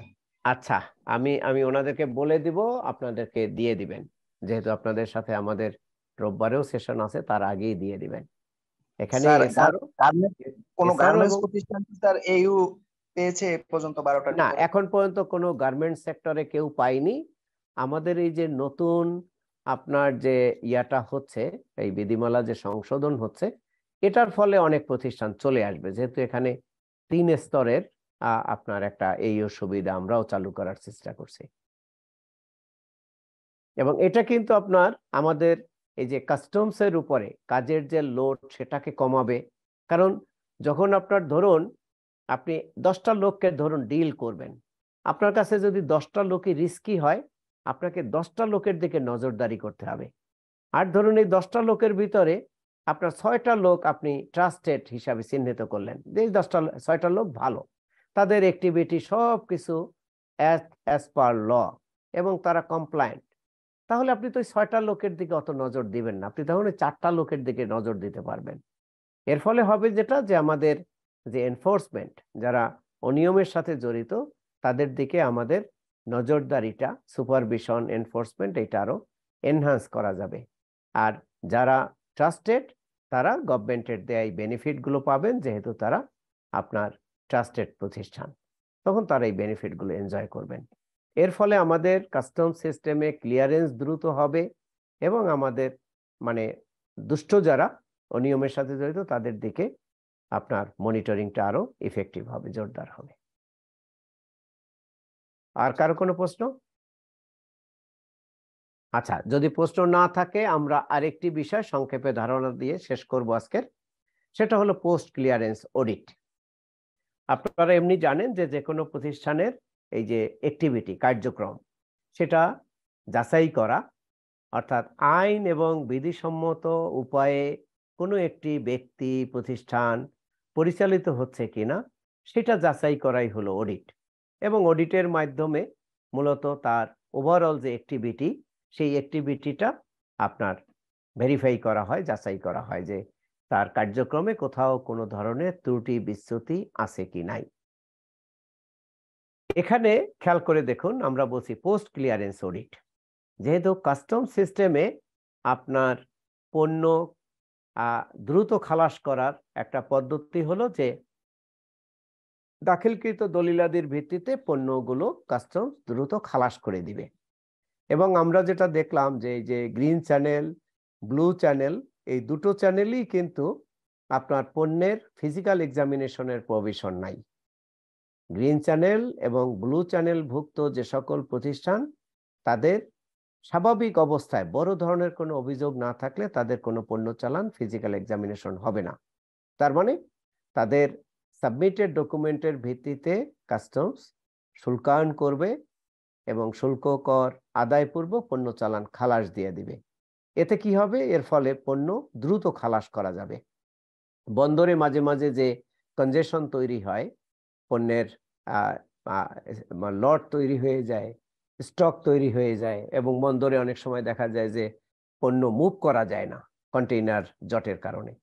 এটা হয় যে আমাদের দেশে এখনো আমরা অধিকাংশ পণ্য চালানি কিন্তু ফিজিক্যাল এক্সামিন করি, কারণ আমরা ওইভাবে এই যে ট্রাস্টেড ট্রেডার অথবা অথরাইজড ইকোনমিক অপারেটর, এই বিষয়গুলো এখনো ওই মাত্রায় বাস্তবায়ন করিনি। এটি যখন বাস্তবায়ন হয়ে যাবে তখন কিন্তু এই বন্দরে এই সমস্যাগুলো থাকবে না। পণ্য আসা মাত্রই, এবং আমরা যেটা ওই যে প্রি অ্যারাইভাল প্রসেসিং সম্পর্কে আপনাদেরকে ধারণা দিয়েছি, এটাও কিন্তু WTO-TF এর একটা অ্যাক্টিভিটি এবং ট্রেড ফ্যাসিলিটেশন অ্যাক্টিভিটি। সেখানে যেমন আমরা দেখেছি যে পণ্য বাংলাদেশে আসার 15-20 দিন আগেই আইজিএম দাখিল হবে, আইজিএম রেজিস্ট্রেশন হবে, আমদানিকারক বিল অফ এন্ট্রি করে ডিউটি ট্যাক্স দিয়ে রেডি থাকবেন, এবং তার পণ্যের বিষয়ে যদি কাস্টমস কর্তৃপক্ষের কোনো ধরনের অবজেকশন না থাকে, তাহলে সেই পণ্য দ্রুত খালাস হয়ে যাবে, অথবা পণ্য যখন জাহাজ থেকে ট্রাকে তোলা হবে ওই পর্যায়ে কাস্টমস কর্মকর্তারা জাস্ট দেখে দিবেন যে তার পণ্যটা ঘোষণা মোতাবেক সঠিক আছে কিনা। তাহলে এই যে ফিজিক্যাল এক্সামিনেশন, তারপর অনেক ক্ষেত্রে ফটোকপি ডকুমেন্ট অথবা কপি ডকুমেন্ট, যেমন আরেকটা WTOর আরেকটা TFA অ্যাক্টিভিটি হলো যে কপি ডকুমেন্টের ভিত্তিতে পণ্য চালান শুল্কায়ন করতে হবে। আমরা কিন্তু এখন অরিজিনাল ডকুমেন্ট ছাড়া অ্যাসেসমেন্ট করি না। তার মানে মেইল ডকুমেন্ট, মানে আপনার ফ্যাক্স ডকুমেন্ট অথবা ফটোকপি ডকুমেন্টের ভিত্তিতেও পণ্য শুল্কায়ন করা যাবে। অথবা ব্যাংক ধরুন সেই ফটোকপি সত্যায়িত করে দিবে, অথবা কনসার্ন এজেন্সি এ ধরনের কপি ডকুমেন্ট দিবে। সেই কপি ডকুমেন্টকেও কাস্টমসকে অ্যাকসেপ্ট করতে হবে এবং তার ভিত্তিতে পণ্য শুল্কায়ন করতে হবে। তাহলে পণ্য শুল্কায়ন করে দেয়া হলো, তাহলে পরবর্তীতে তার এই সার্টিফিকেটগুলো, দলিলগুলো সঠিক কিনা সেটা কিভাবে যাচাই করবেন? সেই যাচাইয়ের পদ্ধতি হলো খালাস পরবর্তী নিরীক্ষা, পোস্ট ক্লিয়ারেন্স অডিট। অর্থাৎ পরবর্তীতে আমাদের যে কাস্টমস মূল্যায়ন এবং অভ্যন্তরীণ নিরীক্ষা কমিশনারেট আছে, সেই কমিশনারেট এবং ক্ষেত্র বিশেষে সংশ্লিষ্ট কাস্টম হাউস বা ভ্যাট কমিশনারেটের কাস্টমস উইং এই ধরনের পণ্য চালানের আপনার নিরীক্ষা করবে, যেটাকে আমরা বলছি পোস্ট ক্লিয়ারেন্স অডিট। কারণ এখানে কিন্তু পণ্য খালাস হয়ে গেছে, পণ্য ব্যবহারও হয়ে গেছে। পরবর্তীতে তাদের দাখিলকৃত দলিলাদি, অরিজিনাল দলিলাদি এগুলো যাচাই বাছাই করে দেখা হবে যে তার পণ্যের ডিক্লারেশন সঠিক ছিল কিনা, এইচএস কোড ডেসক্রিপশন অনুসারে সঠিক ছিল কিনা, কান্ট্রি অফ অরিজিনটা ঠিক ছিল কিনা, এই বিষয়গুলো তখন পরবর্তীতে যাচাই করা হবে। পিসি এর ক্ষেত্রে আপনার কাস্টমস দুটো পদ্ধতি ফলো করে। একটাকে বলছি আমরা ট্রানজাকশন বেসড পিসিএ, আর একটাকে বলছি আপনার system based PCA. Transaction based পিসিএটা হলো ইন্ডিভিজুয়াল একটা চালানের আপনার অডিট হবে, পিসিএ হবে। ধরুন কোন একজন আমদানিকারক চায়না থেকে ধরুন কিছু পণ্য আমদানি করেছে, সেখানে নানান ধরনের পণ্য আছে। তাহলে এই পণ্য চালানটা দ্রুত খালাস হয়ে যাওয়ার পরে শুধু এই পণ্য চালানের দলিলপত্র, রেকর্ডপত্রগুলো যাচাই বাছাই করা হবে। অর্থাৎ এটাকে বলছি আমরা ট্রানজাকশন বেসড। অর্থাৎ ইন্ডিভিজুয়াল প্রত্যেকটা ট্রানজাকশনকে আলাদাভাবে অডিট করা হচ্ছে। এক্ষেত্রে অডিট হবে ওই রকমের গণহারে সব না, কিন্তু কাস্টমস সিস্টেমে যাদেরকে একটু রিস্কি মনে হবে বা যেখানে মনে হবে যে এই জায়গায় কিছুটা ঝুঁকি আছে, এই এইচএস কোডটা বোধহয় সঠিকভাবে দেয়নি, অথবা পণ্যের ডেসক্রিপশনে গরমিল থাকতে পারে, অন্য কোথাও ত্রুটি থাকতে পারে, এগুলো অধিকাংশ প্রতিষ্ঠানেই কোনো অডিটও হবে না। আর আরেকটি অডিট হলো সিস্টেম বেসড অডিট। একটা হলো ট্রানজাকশন ইন্ডিভিজুয়াল চালান ভিত্তিক, আর সিস্টেম বেসড অডিটের ক্ষেত্রে এইটা একটা প্রতিষ্ঠানের একটা নির্দিষ্ট সময়ের আমদানি, তার এই আমদানিকৃত কাঁচামালের ট্রানজাকশন, লোকাল ট্রানজাকশন, ইউজ, এই বিষয়গুলো দেখা হবে। ধরুন একটা প্রতিষ্ঠান বিভিন্ন দেশ থেকে বিভিন্ন কাস্টম হাউসের মাধ্যমে, ধরুন সে হিলি দিয়ে কিছু পণ্য আমদানি করেছে, মোংলা দিয়ে কিছু পণ্য আমদানি করেছে, বেনাপোল দিয়ে করেছে, তামাবিল দিয়ে করেছে, চিটাং দিয়েও করেছে। এখন এই প্রতিষ্ঠানের একটা নির্দিষ্ট সময়, ধরুন 2022 সালের তার টোটাল অ্যাক্টিভিটিটা অডিট হবে। তাহলে 2022 সালে সে কতগুলো স্টেশনের মাধ্যমে, কতগুলো বিল অফ এন্ট্রির মাধ্যমে কি কি পণ্য আমদানি করেছে বা কি কি পণ্য রপ্তানি করেছে, সেই তথ্য উপাত্তগুলো নিয়ে প্রয়োজনে ওই প্রতিষ্ঠানে সরেজমিনে ভিজিট হবে। সে যদি ম্যানুফ্যাকচারার হয় তাহলে তার আমদানিকৃত কাঁচামাল যা যা এনেছে এইটা তার আদৌ উৎপাদনে ব্যবহার হয় কিনা, এবং উৎপাদিত পণ্য যেটা সেটা সে প্রপারলি বিক্রি বা এক্সপোর্ট করেছে কিনা, বা তার কাঁচামালের ব্যবহারটা তার উৎপাদনের সাথে সামঞ্জস্যপূর্ণ কিনা, এবং পরবর্তী তার লোকাল আদার অ্যাক্টিভিটি যেমন ভ্যাটের তার যে কন্ট্রিবিউশন অথবা ইনকাম ট্যাক্সের ওই অংশগুলো তখন এটার সাথে মানে কম্পেয়ার করে দেখা হবে যে তার এই অ্যাক্টিভিটির সাথে অন্যান্য অ্যাক্টিভিটি সেটা রিলেটেড কিনা, সেটা আপনার সামঞ্জস্যপূর্ণ কিনা। এই যে প্রক্রিয়ায় অডিটটা হয় এটাকে বলছি আমরা সিস্টেম বেসড অডিট। এবং সিস্টেম বেসড অডিটে কিন্তু শুধু আমদানি এবং রপ্তানি না, এর সাথে রিলেটেড আদার ইস্যুগুলো অ্যাড্রেস করা হয়। তো এটাই হলো মোটামুটি আপনার এই পোস্ট ক্লিয়ারেন্স অডিট সম্পর্কিত আপনার সংক্ষিপ্ত আলোচনা। তো আপনাদের সাথে আজকের যে টোটাল ইস্যুগুলো নিয়ে আলোচনা হলো, একটা হলো আপনার ডিউটি ড্রব্যাক, তারপর ট্রানজিট ট্রান্সশিপমেন্ট, তারপর আমরা আলোচনা করলাম advance ruling, authorised economic operator এবং পোস্ট ক্লিয়ারেন্স অডিট বিষয়। তো টোটাল বিষয়ের উপরে যদি কারো কোনো প্রশ্ন থাকে।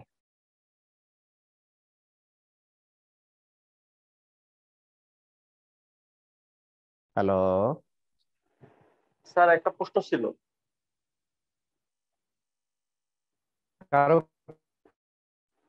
স্যার, একটা প্রশ্ন ছিল। প্রশ্ন নেই? যদি প্রশ্ন কারো না থাকে বলুন, আমি শুনতে পাচ্ছি না আপনাকে। স্যার, হ্যাঁ, বলুন। যে সব পোর্ট গুলোর কথা বললেন, যে সব পোর্ট থেকে মানে কোন পোর্ট থেকে কত ইম্পোর্ট হয়েছে, এটা কি কোনো সেন্ট্রাল ডাটাবেস থাকবে যে সব যতগুলো পোর্ট থেকে আমাদের বর্তমানেই আছে। আমরা যে অ্যাসাইকোডা ওয়ার্ল্ড সফটওয়্যার ব্যবহার করি, এই সফটওয়্যারের মাধ্যমে আমরা ঢাকায় বসি, এনবিআরে বসে, অথবা আমি আমার অফিসে বসেও একজন আমদানিকারক একটা নির্দিষ্ট সময়ে কোন বন্দর দিয়ে কোন দেশ থেকে কি পণ্য কি পরিমাণে আমদানি করেছেন সব ডাটাই আমরা এই যে কোনো অফিস থেকে, ধরুন চিটাগাং কাস্টম হাউসে বসে আপনি কোনো একজন আমদানিকারকের সারা দেশের তথ্য তারা দেখতে পারে। আবার ঢাকায় এনবিআরে বসে কোন স্টেশনের মাধ্যমে কোন আমদানিকারক কত তারিখে কি পণ্য আমদানি করেছেন খালাস করেছেন সব ডাটা এই অ্যাসাইকোডা ওয়ার্ল্ড সার্ভারে আছে, এখনই আছে। মানে এটা মানে ইন ফিউচারে ফার্দার ডেভেলপ করার দরকার নেই, এখনই আছে। জি স্যার, আরেকটা বিষয় হচ্ছে স্যার, যে আমরা ড্যাশবোর্ডের কথা শুনি, যে ড্যাশবোর্ডে বাংলাদেশ ব্যাংকের ড্যাশবোর্ড এবং আপনার যে বন্ডেড প্রতিষ্ঠানে, হ্যাঁ স্যার, এই ড্যাশবোর্ড দিয়ে কি বোঝা যায়? এটা জাস্ট মানে বিভিন্ন প্রতিষ্ঠানই আছে, ধরুন বাংলাদেশ ব্যাংকে আছে, আরো অনেক প্রতিষ্ঠানে এগুলো এরকম একটা, এটা জাস্ট একটা আপনার মনিটর, একটা মনিটর, যে মনিটরে বিভিন্ন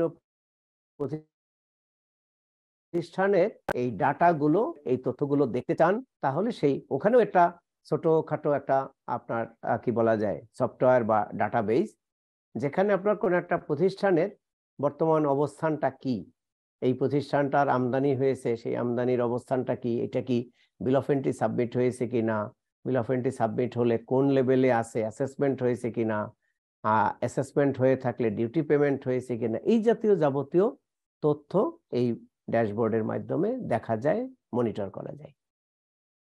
এটা এক ধরনের জাস্ট আপনারা বলতে পারেন যে কম্পিউটারাইজড একটা মনিটরিং সিস্টেম। স্যার, এই কাস্টমস অ্যাক্টে কি রিফান্ড বলতে এই যে ড্রব্যাক, ডিউটি ড্রব্যাক রিফান্ডের কথাটাই বলছে?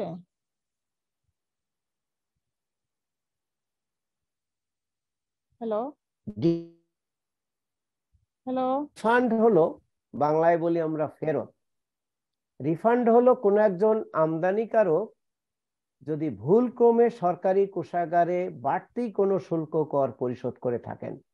অনেক সময় হয় না, ভুলক্রমে ধরুন ক্যালকুলেশনের ভুল হতে পারে বা অন্য কোনো কারণে, এই যে আমরা কাস্টমসে বললাম যে সেকশন 83A এর বিধান অনুসারে যে কোনো পণ্য চালান চূড়ান্ত শুল্কায়ন পরবর্তীতে সেই পণ্য আবার রিঅ্যাসেসমেন্ট হতে পারে অথবা অ্যামেন্ডমেন্ট অফ অ্যাসেসমেন্ট হতে পারে। তো এই অ্যামেন্ডমেন্ট অফ অ্যাসেসমেন্টের মাধ্যমে দুটো ঘটনা ঘটতে পারে, কম আদায়কৃত রাজস্ব হিসাব করে সেটা আদায়ের ব্যবস্থা করা যেতে পারে, অথবা রিঅ্যাসেসমেন্টের মাধ্যমে কোথাও বেশি রাজস্ব আদায় হয়েছে কিনা সেটাও নিরূপণ করা যেতে পারে। অথবা ধরুন ভুলক্রমে একজন আমদানিকারকের ডিউটি ট্যাক্স বাবদ জমা দেওয়ার কথা ছিল 12 লাখ টাকা, কিন্তু ভুলক্রমে সেখানে তিনি 22 লাখ টাকা জমা দিয়ে দিলেন। অর্থাৎ যে কোনো কারণেই হোক সরকারের কোষাগারে যদি বাড়তি ডিউটি ট্যাক্স কারো পক্ষ থেকে জমা হয়ে থাকে, সেই ডিউটি ট্যাক্সটা সরকার থেকে ফেরত নেওয়ার যে পদ্ধতি, সেটাকে বলছি আমরা রিফান্ড। রিফান্ড আর ডিউটি ড্রব্যাক এক না। আর ডিউটি ড্রব্যাক হলো আপনি যখন কোনো কাঁচামাল ব্যবহার করে পণ্য উৎপাদন পূর্বক সেই পণ্যটা বিদেশে রপ্তানি করবেন, তখন ওই পণ্যটা উৎপাদন করতে গিয়ে যে কাঁচামাল ব্যবহার করেছিলেন, সেই কাঁচামালের উপরে যে সিডি, আরডি, এসডি, ভ্যাট দিয়েছিলেন, সেই ডিউটি ট্যাক্সটা ফেরত নেওয়া। খেয়াল করুন, রপ্তানির বিপরীতে রপ্তানি পণ্য উৎপাদনে ব্যবহৃত কাঁচামালের উপরে ডিউটি ট্যাক্স ফেরত নেওয়া হলো ডিউটি ড্রব্যাক। আর ভুলক্রমে বা অন্য কোনোভাবে সরকারের কোষাগারে যদি কোনো ব্যক্তি বা আমদানিকারক বা রপ্তানিকারকের টাকা অতিরিক্ত জমা হয়ে যায়, তাহলে সেই অতিরিক্ত জমাকৃত রাজস্ব ফেরত নেওয়াটা হলো রিফান্ড। পরিষ্কার? জি স্যার। আর এই যে রেয়াত একটা আছে, আরেকটা জায়গা আছে, আচ্ছা, রিবেট, ভ্যাট আইনে যেটাকে আমরা রিবেট বলি। এই রিবেটটা আবার কিন্তু ভিন্ন। রিবেট এবং রিফান্ড কিন্তু এক জিনিস না। আমরা অনেক সময় গুলিয়ে ফেলি যে স্যার ওইটা রিবেট পাওয়া যাবে। রিবেট আর রিফান্ড ভিন্ন জিনিস। রিফান্ড হলো সরকারের কোষাগারে কোনো কারণে যদি আপনার ট্যাক্স বাড়তি জমা হয়ে থাকে, সেই বাড়তি ট্যাক্সটা ফেরত নেওয়া হলো রিফান্ড। আর রিবেট হলো ভ্যাট আইনে যেটা আপনার কাঁচামাল, সেই কাঁচামালের উপরে দেয়া ভ্যাটটা ফেরত পাওয়া হলো বা সমন্বয় পাওয়া হলো রিবেট। খেয়াল রাখবেন, কাঁচামালের উপরে দেয়া ভ্যাট, অন্য আইটেমের উপরে দেয়া ভ্যাট কিন্তু আপনি রিবেট পাবেন না। শুধু কাঁচামালের দেয়া ভ্যাট হলো রেয়াতযোগ্য। আচ্ছা স্যার, ডিউটি ড্রব্যাক কি যেটুকু পরিমাণ আমার কস্টিং হচ্ছে, মানে ওই প্রোডাকশন, এক্সপোর্টেড গুডস প্রোডাকশনে আমার যেটুকু ইনপুট ইউজ হয়েছে সেটার এগেইনস্টে যতটুকু খরচ হয়েছে সবটাই কি ফেরত পাওয়া যায়? দুইটা পদ্ধতি আমরা শেয়ার করেছি, আপনি খেয়াল করেছেন কিনা? জি স্যার, ওই যে দুইটা রেট, অ্যাকচুয়াল রেট। হ্যাঁ, না, একটা অ্যাকচুয়াল বা প্রকৃত হার, আর একটা হলো সমহার বা ফ্ল্যাট রেট। তো সুতরাং প্রকৃত হার যেটা, সেখানে আপনি অ্যাকচুয়াল অ্যামাউন্টটাই পাবেন। ধরুন আপনি 1 মেট্রিক টন বিস্কিট উৎপাদন করলেন, এবং সেই বিস্কিট উৎপাদন করতে গিয়ে আপনি যে কাঁচামাল ব্যবহার করেছেন, সেই কাঁচামালের উপরে সে ফর এক্সাম্পল আপনি 20,000 টাকা কাস্টমস ডিউটি দিয়েছেন, এবং এই 1 মেট্রিক টন বিস্কিট আপনি বিদেশে রপ্তানি করেছেন, তাহলে আপনি পুরো 20,000 টাকাই আপনি ডিউটি ড্রব্যাক পাবেন। এটাকে বলা হচ্ছে প্রকৃত হার। আর আরেকটা বললাম আমরা সমহার। এই সমহারটা আমি বলেছি যে সমহার কিন্তু প্রকৃত হার না। এইটা গভর্নমেন্ট একটা পণ্য উৎপাদনে একই জাতীয় একাধিক উৎপাদনকারীর ক্ষেত্রে এই জাতীয় সমহার গভর্নমেন্ট নির্ধারণ করে দেয়। এখানে ধরুন আপনার এই পণ্যের আপনার উপরে বিভিন্ন যে শুল্ক, কর, হার প্রযোজ্য, সেটা বিবেচনায় নেওয়া হয়। তারপর পণ্যের কোএফিসিয়েন্ট বিবেচনায় নেওয়া হয়। তারপর এই পণ্যের উৎপাদন প্রক্রিয়া সবকিছু করে এই কিছু কিছু পণ্যের ক্ষেত্রে আপনার ধরুন স্ট্যাটিস্টিক্যাল ইউনিট ভিত্তিক একটা ক্যালকুলেশন থাকে। ধরুন ওই যে বললাম যে কোনো একটা প্রোডাক্ট, যেমন আমি এক্সাম্পল হিসাবে বললাম যে ইলেকট্রিক্যাল কেবল যেটা আছে আমাদের, যে বিআরবি, তারপর বিবিএস কেবলস, আর অন্যান্য যে কেবল ফ্যাক্টরিগুলো আছে, তারা যে কেবল তৈরি করে, কেবলের কিন্তু প্রচুর বিদেশে রপ্তানি হয়। এখন কেবল কিন্তু দেখবেন বিভিন্ন আপনার থিকনেসের, বিভিন্ন আপনার ডায়ামিটারের কেবল তৈরি হয়। এখন এত ভেরিয়েশন এবং এখানে আপনার নানান কম্পোনেন্টের ব্যবহার এত বেশি যে এইটা আসলে অনেক ক্ষেত্রে ওই অ্যাকচুয়াল পরিমাণটা ডিটারমিন করা একটু ক্রিটিক্যাল। যারা নিতে পারবে তারা নিবে, কিন্তু কেউ যদি মনে করে যে না, আমি ওই অ্যাকচুয়াল অ্যামাউন্ট ডিটারমিন করা সময় সাপেক্ষ, অনেক সময় লেগে যায়, টাকা পেতে বিলম্ব হয়, সেই কারণে গভর্নমেন্ট কি করে বলা হয়েছে, আপনারা দেখেছেন যে এনবিআর কে এই ক্ষমতা দেয়া আছে আইনে, যে এনবিআর এই কিছু কিছু পণ্যের ক্ষেত্রে এই ফ্ল্যাট রেট নির্ধারণ করে দিতে পারবে। এবং আমি এক্সাম্পল হিসাবে বলেছি যে ধরুন একই নেচারের একটা প্রোডাক্ট, ধরুন বিআরবি তৈরি করছে, তার র মেটেরিয়াল যেটা ব্যবহার সেখানে ধরুন তার ট্যাক্স কম্পোনেন্ট হলো 100 টাকা।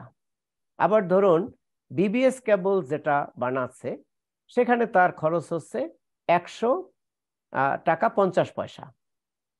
আর আরেকটা প্রতিষ্ঠান ধরুন কেবল বানাচ্ছে, তার খরচ হচ্ছে ধরুন 99.5 টাকা। তাহলে দেখুন ট্যাক্সের কম্পোনেন্ট একজনের হলো 99.5 টাকা, আরেকজনের 100 টাকা, আরেকজনের 100 টাকা 50 পয়সা। গভর্নমেন্ট কি করলো, এটাকে পর্যালোচনা করে ধরুন ওই 100 টাকা 50 পয়সা পার মেট্রিক টনের ড্রব্যাক নির্ধারণ করে দিল, যে প্রতি মেট্রিক টনে এই যারা রপ্তানি করবে তারা প্রতি মেট্রিক টনে 100 টাকা 50 পয়সা পাবে। তাহলে দেখুন এর ফলে কি হচ্ছে, যে 99.5 টাকা ট্যাক্স দিচ্ছে সেও কিন্তু রিফান্ড পাচ্ছে 100 টাকা 50 পয়সা। যে 100 টাকা ট্যাক্স দিয়ে পণ্যটা উৎপাদন করছে সেও পাচ্ছে আপনার 100 টাকা 50 পয়সা।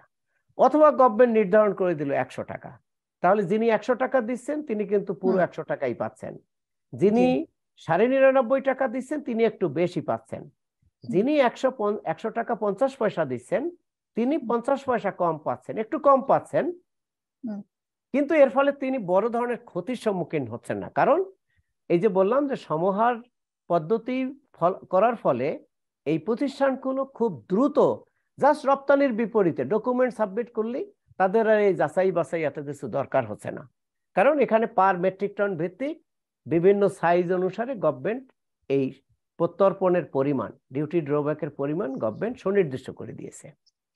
তাতে তারা কুইক এই টাকাগুলো ফেরত পেয়ে যাচ্ছেন, এর ফলে তারা বেনিফিটেড হচ্ছেন।